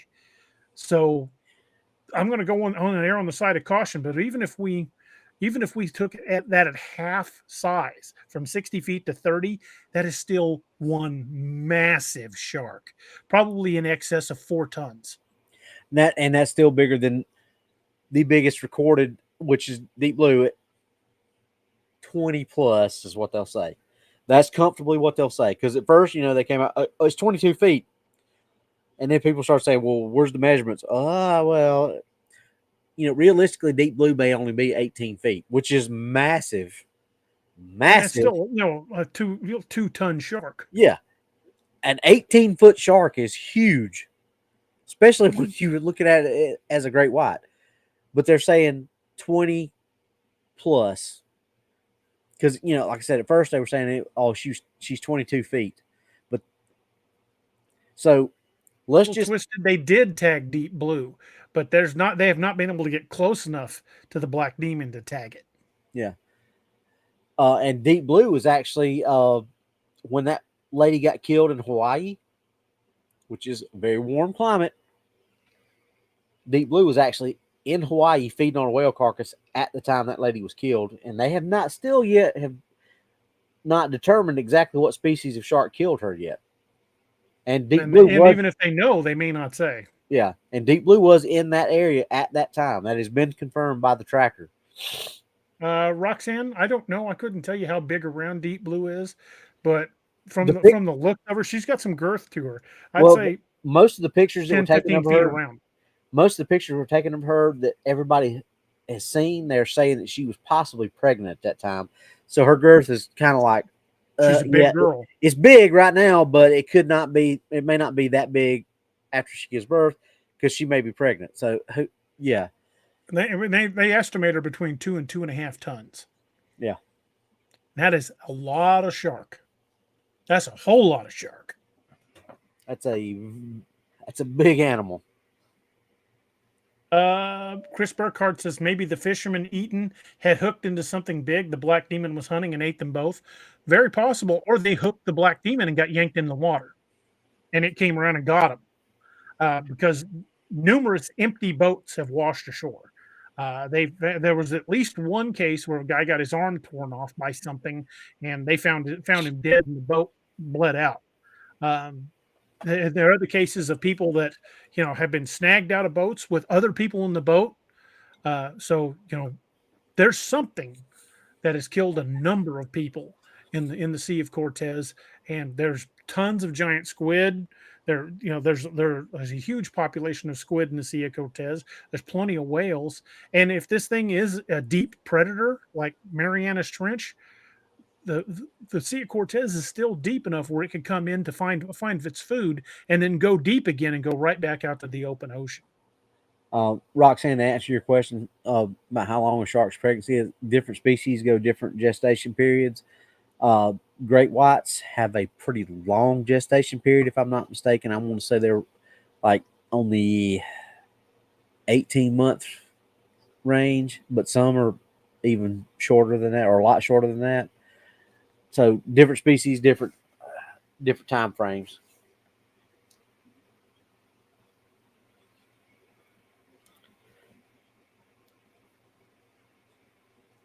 Let me see if I can pull up the exact time for a great white.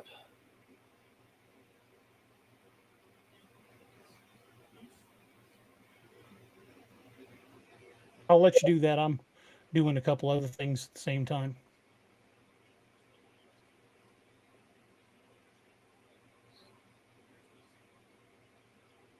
Folks, I'm posting a few links in the chat. The one I just posted is for the good folks over at Old Line Cryptids. I was just on their show just the other day. Really great group of folks. You need to check it out. And tomorrow night, Robbie and I are going to be on The Bizarre and the Unknown with Edie Testerman and Jessica Jones and William Nighthawk. We'll be doing a Bigfoot Dogman Q&A. So hope you guys will jump in and check that out. Make sure you guys like and subscribe while you're over there. Roxanne, I was a little bit off. Great whites, for their gestation period is about 12 months. But that's, scientists believe, there again, nobody knows for sure. That's just as DA and I like to say, that's a swag. Scientific wild ass guess. Exactly. Because nobody has ever witnessed this in the wild. Nobody knows for sure. It's just a guess. A scientific wild ass guess. And Brett, to answer your question, we don't know. I mean, again, that'd be another scientific wild ass guess to determine lifespan on animals based on fossil records. It'd be practically impossible. It'd be anybody's guess. And I'm sure paleontologists will take a shot at what they think it is, but it's just their best guess. Yeah, and that's the thing. When you start looking at all the stuff that most of these people say about megalodons or any of this kind of stuff, unless you have scientifically observed it and you've seen it happen, it's all, like we say, swag. It's all a scientific wild ass guess because nobody knows for sure. It's just like Bigfoot. People say, well, they do this or they do that. Nobody knows for sure. Because just because you see a bear walk across this creek and turn around and take a crap over on the other side of the creek, that don't mean every bear in those woods takes crap on that side of the creek. One time you see a bear do that does not mean that that's what it does. Just like one time you see a great white eat this tuna does not mean that's all the great white eats. Right. That's the basis of scientific data, is constant observation of, I observed this happen multiple times. I didn't observe this happen one time and say, yep, that's what it does. Most people, you like talk about mountain lions. That's a known animal. People will say mountain lions take their food up a tree and will eat it in the tree. Mountain lions are ambush predators. They'll drop from trees. But you don't ever hear people talk about mountain lions in caves. And I have found mountain lion droppings in a cave. Just what we suspect of their behavior, what we've been able to observe. And in an animal that has barely been observed, we just don't even have a clue. There's not much to base it on. Now, the behavior of a megalodon, they say we could probably look at the behavior of a great white and get an idea, but that's just a guess. Just because their body type was similar to a great white does not mean they behaved anything like them. Yeah, and that's the thing. I mean, just because they're in the same family, because I mean, all big cats are big cats, but they all behave vastly different.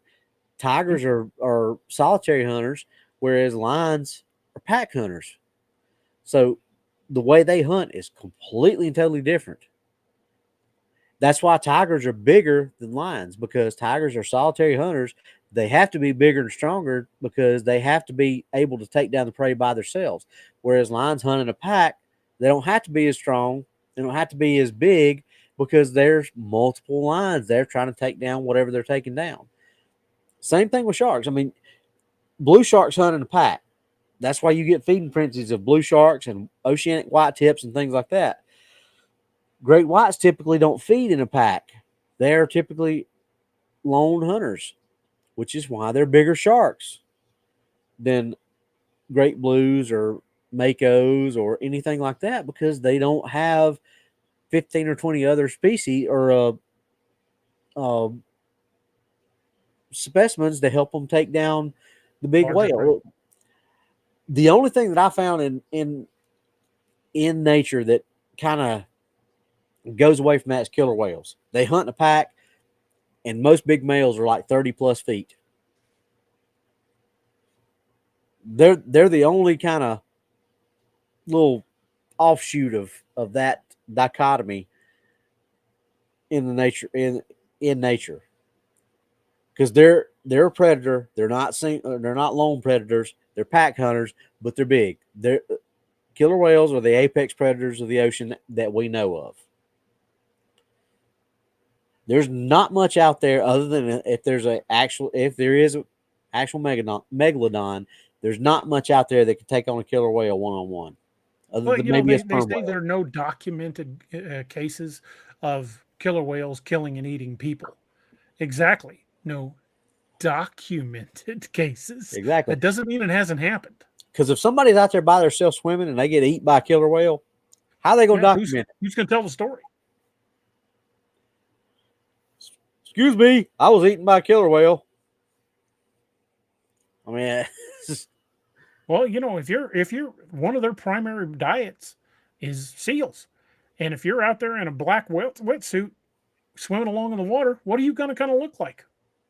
Exactly. That's a lot of times the attacks by great whites are, mistaken identity target. Because, people sitting on the surfboard, sharks attack from the bottom, typically, or from underneath. A person hanging, laying on a surfboard looks just like a seal. That's where. But here's the thing: sharks don't have hands and say, "Oh, you're not a seal." All they have is their mouth, so they explode up from from at 30 miles an hour from underneath and do an exploratory bite. Which can still bite a person in half. Exactly. That's what I'm saying. Even if they go, you still probably gonna die. nasty, you're still dead. Especially if your front end goes that way and your back end goes that way. Chances you surviving are pretty slim. It's a human nasty, but then you're still dead. There are no shark species that completely target humans. Most times that a human is attacked is mistaken identity or an exploratory bite. Sharks have a ton of bacteria or a ton of bacteria in their mouth. So chances are, if you get a bad bite, you could have an infection set in. There's a lot of people that die from shark that are listed as shark fatalities. They die in the hospital and they die from the infection that sets in from the bite. Or something happens, they get a limb bit off and they bleed out before they can get to the hospital. Well, if you really look at the people who get bit that die instantly on the scene because of the bite, that's not as high of a number as you would expect. The people who get bitten in half by a 15 plus foot great white, obviously that happens. That's going to happen, and those people are probably. Well, sharks are also opportunistic. I mean, exactly. If you're made of meat and you're in the water, you might be on the menu. And while humans may not necessarily be on the menu, look what happened with the USS Indianapolis. Well, the Oceanic whitetips were the ones that were actually the most. They made an exception for those fellas. Yeah, but those are the most opportunistic sharks there are because they are oceanic. They're pelagic, which means they're out in the open ocean. They're gonna, if something's floating in the ocean, they're gonna take a bite out of it because they don't know when their next meal's coming because of where they're at. They're not in the shore or in close to shore where there's a whole lot of stuff. They're way out in the open ocean, so they're gonna take the opportunities when it comes. So if you have a tragedy like the Indianapolis, when there's a lot of people in the water, that's what's going to happen. And at first, people wanted to blame that on great whites. They wanted to blame it on. I think they wanted to start blaming it on bull sharks, which bull sharks are 100% out of the equation because there's no bull sharks that are out that far in the ocean. Great whites, maybe. And tigers, definitely. And great blues, possibly there were some great blues out there. I honestly 100% believe that the main culprit in the Indianapolis was oceanic whitetips. They're a very aggressive species. They're pelagic. They're opportunistic. And I guarantee you that's what killed most of the sailors from the Indianapolis. Well, some of the survivors reported it as tigers. They did, but you have to think of the time that they were in. There were the shark knowledge was very, very limited at that time. So there were at that time the big popular sharks were great whites and tigers, hammerheads. Bull sharks were kind of known at that time. So the chances of them saying it was one of those four is probably a lot higher than saying, oh, it was an oceanic whitetip because the knowledge was so limited at that time. But it has come so much further since then, and people have looked at the data and looked at things that happened because a lot of the plane crashes and things like that people have survived, but other people have been taken. When they describe it, oh, that's an oceanic whitetip. So, and they've done studies on them now and shown that they're more scavengers than they are anything else. So you just kind of got to look at what the knowledge base was then versus what it is now. Yeah. Now, is that saying that there weren't tiger sharks that were involved? No. I'm sure there probably were tiger sharks that were there. But I think the biggest culprit in that tragedy was oceanic white tips. Tough to prove without a time machine, but it is a Right. good theory.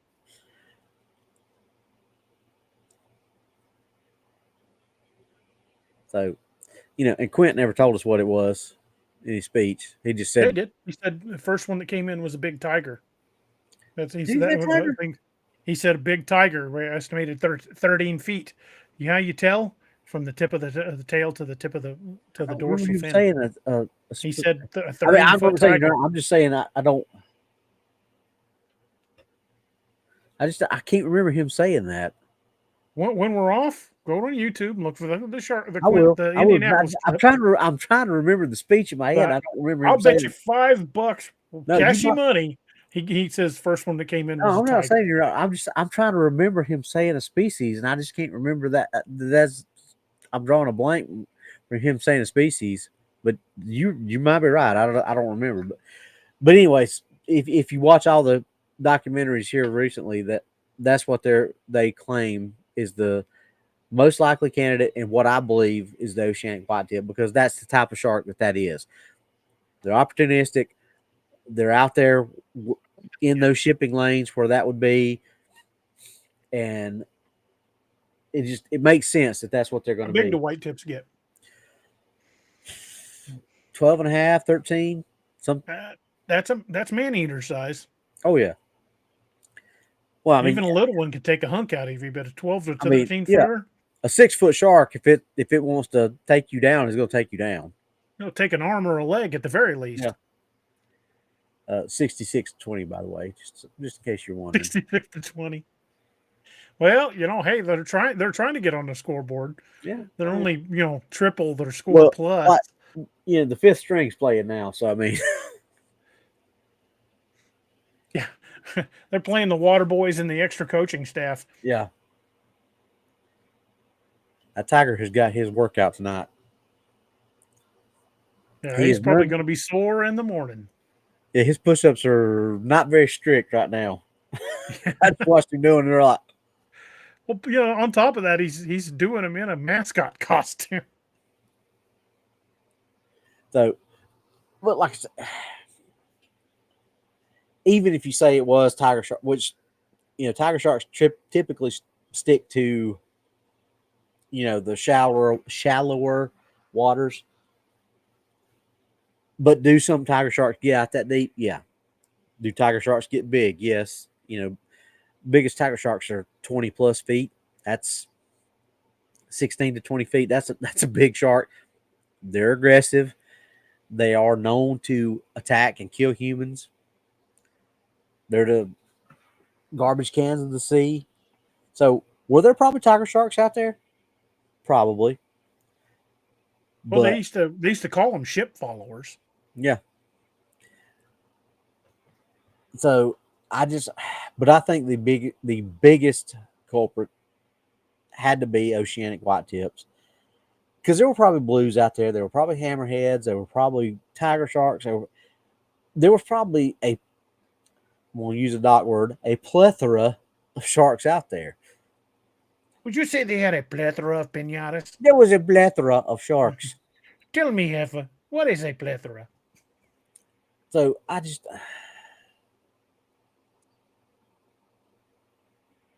don't think you can say that one species did.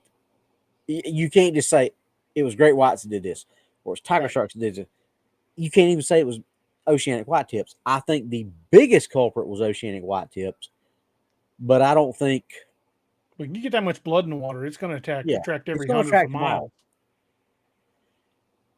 But there's if you honestly though, if you look at all the statistics and you look at the biggest of the big three, the biggest threat to man is the bull shark.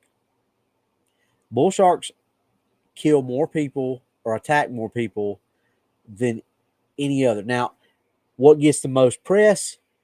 The great whites, followed by the tiger shark. Big monsters. Yeah, exactly.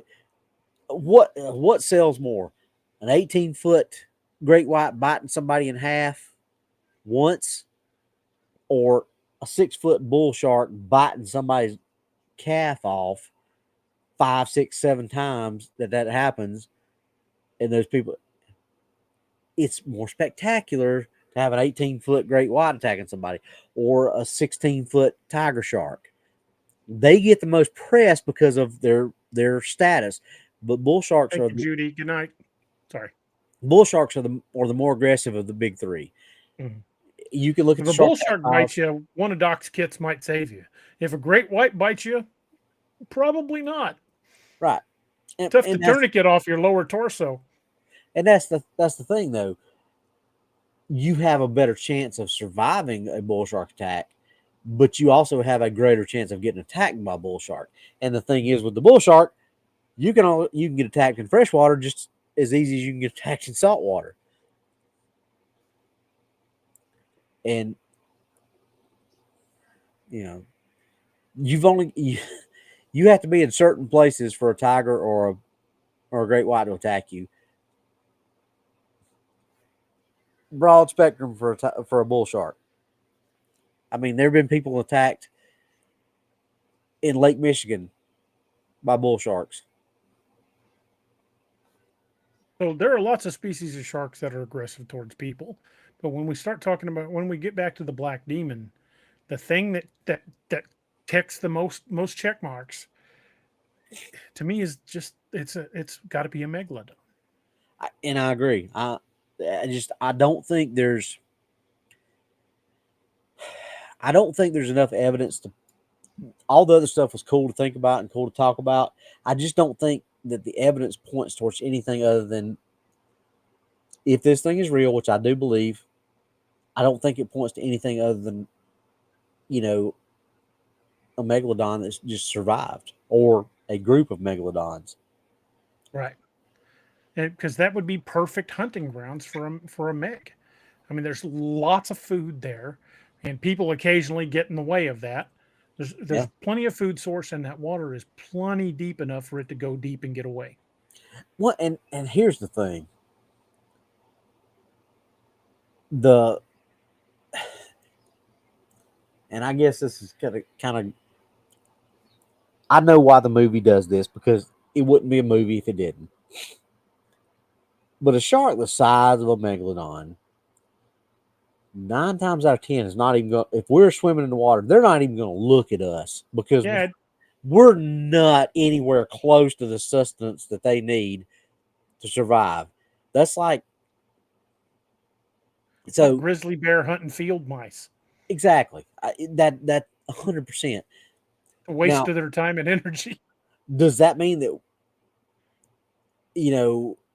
after they've took a 70-ton, or not 70-ton, but a 7-ton chunk of whale meat, that they wouldn't gulp us down as they go by? No, that's not what that means. But we wouldn't be the primary source of food for something like that, because Right. It like DA wouldn't be said, out cruising for people. It's yeah, just if you happen to cross its path and get in its way, yeah, it'll yeah, probably eat you. but it's not going to actively hunt a human, because we would not provide any type of. I mean, a 60-foot shark like that would have to eat like 6,000 people. That's a bit much, but it Well, I would mean, be like in the show on the sign on the Meg when it swam into that beach full of people. Yeah, I would have to just yeah, get a dozen people or so to give it a belly full. yeah, because we're not we're not built for providing sustenance to predators. Right. Doesn't mean it doesn't happen, but that's just we're not. Well, We're look at too the amount of bony. meat on a human compared to the amount of meat on a large ungulate. Yeah, we're not. We're too bony, and we don't have. That's why there's probably not any animal that I can think of that actively hunts us as a food Polar source. bears. Well, Polar bears. yeah, they do. I mean, Oh, shit. If you're in their domain, you're on the menu. That's the Tic Tacs. Greg loves Tic Tacs. Yeah, that's pretty much what we would be. But with the exception of polar bears, there's not. I mean, we're not. Tigers will take humans, but you got to look at those as okay. Are those tigers who can't hunt other things now, and Maybe they're they're older or slow or yeah, hurt. they're older or slower or hurt, just like you know the lines of Savo. There was things that they said that were abnormal about them that caused them to hunt humans. Hmm. Yeah, like you said, the older grizzly that sees the hippie walking down the track in the Birkenstocks. Well, I can't run that deer down, but I sure can run that guy down. Wonder what that thing tastes like. Yeah. So I mean, you know, I don't think there's too, let's just put it, I don't think there's too many animals that actively hunt humans as a food source. I think there's Not plenty a of animals primary. that opportunistically will take us if the opportunity presents itself. But Coyotes I damn don't. sure will. If you're hurt Yeah. and you're in the woods and you don't not got no way to protect Right. yourself, coyotes will eat you. But Plain and simple. but there again, that's just okay. I'm opportunistic. I need food, and this thing is here, and it's hurt, and I'm going to take it. But as far as things that are out there, just like I want me some long pig. There's not too many that are doing Right. that, Right. and I honestly don't think there's anything in the ocean that's doing that because we're not in the ocean enough and out far enough and constantly there enough for us to be actively hunted. Now, That don't mean they won't eat you. right, exactly. That's why. Does that mean that we're not? I think I want to say probably 90% of human fatalities caused or that are caused by shark attacks are either mistaken identity or we were just in the wrong place, wrong time. But it being actual predatory, like the shark wanted to eat us and viewed us as a prey source, that is a very, very small number, which of a very small number of humans that are killed by sharks a year. Well, technically, more people are killed every year by cattle than by sharks. More people are killed by coconuts falling on their heads than they are killed by sharks. Very, very small number of people. Yes, 3D, I'm saying you are not tasty enough. I'm But if you sorry. want to be tasty, just I'm coat yourself with some sweet baby yeah, rays before you I'm crawl sorry in the you're water. offended, but you need to shower and more garlic if you want to be more tasty. But I don't think a lot of it is predatory. I think a lot of it is exploratory, mistaken identity, whatever you want to call it. I don't think we're on the menu for a lot of animals. Maybe polar bears that look at us actively, but I honestly I just don't believe there's any shark that looks at us because we're not worth the caloric intake that they're going to get from us is not worth the energy that they're going to expend. If you're swimming on one side of a little area and there's a manatee on the other side, they're going to go for the manatee. Yeah, and I just Okay, or it might just say, you know what? I know what manatee tastes like, but what the hell is that thing over there? well That's got to be new. think about it from a great white's perspective. If they're looking up and they see a human on a surfboard, it looks like a nice fat little seal, to quote Deep Blue Sea, or a fat little seal. But when they get up and they chomp down, they're like, "Oh crap, this ain't a seal." Spit it out. That still sucks for us because more than likely we're gonna die because we just been chomped on by a great white shark. But it wasn't because the great white said, "Ooh, that's a human. I want to go eat that." It's because that looks just like what I'm supposed to be going after, and it goes after it. It's a Cajun shark. I bet that's good in some gumbo. Oh boy, I get that is one of us. I guarantee. Because if it's a Cajun shark, it will eat anything. Yeah, Turn and it into a gumbo. and yes, sharks do eat humans, but it's not like they eat humans. Think about how many humans are in the ocean all day, every day. And think about the versus how number of many shark sharks are attacks. in your backyard. Sharks do not hunt us for a meal source. If they did, the attacks would be astronomically high versus what they are. You Well, you have know, Raven, statistics. our roulette, she brings up the shipwrecks. Well, you know, we know that, well, especially from the Indianapolis, that they do go after survivors of shipwrecks, and in cases where, you know, they found an overturned ship or a mayday and went to answer the distress call and found nobody. We don't know if the sharks ate them or not. There's no survivor to say otherwise. But yeah, it's very likely that you know, they're opportunistic feeders, especially those white tips. You know, they're opportunistic, and if you're out there splashing around trying to keep your head above water, Yeah. So we're not saying that humans don't get eaten and devoured by sharks. That's not what you don't get it twisted as far as that goes. But if sharks were actively hunting us and we were on the menu and sharks wanted, look, I want that, the attacks would be a whole lot higher and the fatalities would be a whole lot higher. Because, like I said, statistically, you are more likely to get killed by a coconut falling on your head or struck by lightning or what was the other one you said, DA? oh, the cattle. By cattle than you are to get killed by sharks.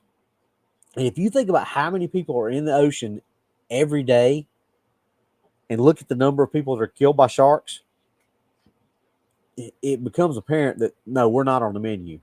If we were, that number will be way higher. Yeah. It's just a fact of life. I mean, I don't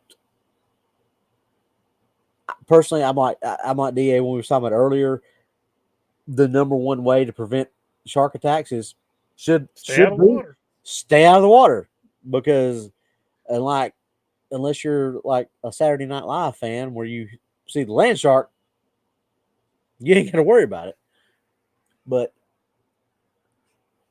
Well, if they're Cajun sharks, they're hillbilly sharks. that's true.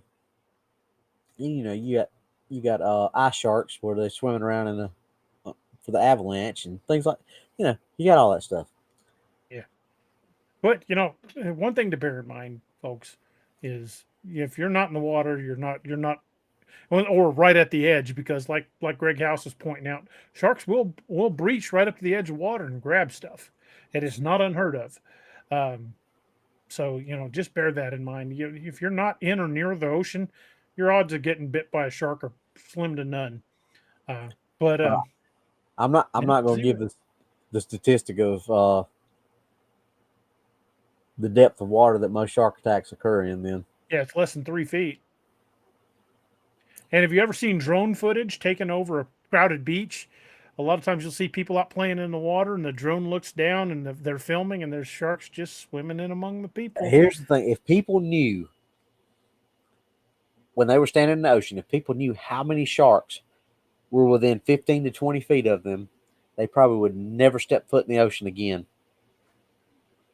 Yeah, So that should tell you that we are not on the menu. We are not actively being hunted by any shark.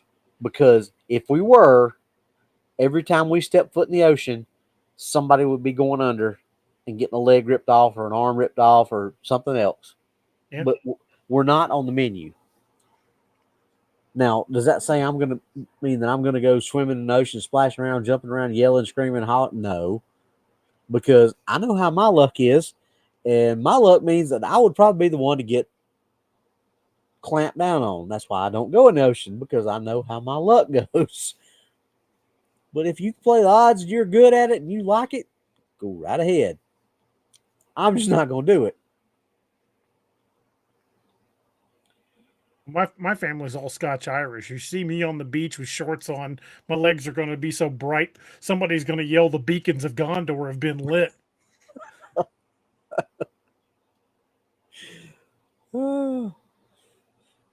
Gondor calls for aid. Ah. Well, you know, folks, we are well past the 2 hour mark. We're going to start winding things a little down a little bit. And we've been posting links to what we like to refer to as our sister shows, Woodwalkers, E.D. Testerman show, the Bizarre and the Unknown, and the folks over at old what is old line cryptids. I would almost call them old country cryptids, but I was thinking old country buffet, that restaurant that used to be in town. But check all them out and give them a like, share, and subscribe. And join us tomorrow night when we'll be on ED's show. Like I said, we'll be doing a Q&A about Bigfoot and Dogmen. We'll be joined by Jessica Jones, the Cryptid Huntress, and William Nighthawk from Nighthawk High Strangeness podcast. Check both of them out as well. Give them a like, share, and subscribe. Tell them we sent you. And as that part of the show, we mentioned the 22 a day foundation. We lose 22 veterans a day to suicide, and that is 22 too many. You'll see I'm wearing my 22 a day and wearing my 22 a day bracelet. And it's a subject that's very near and dear to me, having been present for the folding of the flag and more times than I would care to. I hope the next time I'm at it, it's mine, because I don't like to have to bury friends and family. But the toll that is taken on our men and women in uniform is tremendous. And you need to look no farther than the odmp.com Officer Down Memorial page to see the toll that's taken on officers. Men and women that work in any capacity as first responders see and deal with things that no normal human should ever have to deal with. We see people at their worst. We've have helped get people out of burning cars. We've helped carry people that were nearly torn in half in accidents. We've kicked in doors and seen horrific things and seen just the absolute worst of what humanity can do to one another, and it takes a toll on these folks. So we owe these men and women in uniform, whatever capacity they served in, we owe them a debt we could never fully repay. So keep that in mind. Keep those folks in mind in your prayers, and reach out to your friends and family and the people you care about that have been a first responder or in the military in any capacity. Let them know you're thinking about them. Let them know you care about them, because you never know when that one text you send might be what keeps somebody back off the edge. So mark your calendars on the 22nd of every month, and let that be the reminder for you to help us get 22 a day down to 0. Check on your friends and family that are first responders or military in any capacity, and let them know you care. Don't let the hard days win, folks. Just remember that. Do not let the hard days win, because we all have them. And we've been ending the show with a toast here lately, and it's something I'm pretty proud of and something I will continue to do. It doesn't matter what y'all are drinking. It doesn't matter if it's water or anything stronger. But the toast comes from an old Irish drinking song called The Parting Glass.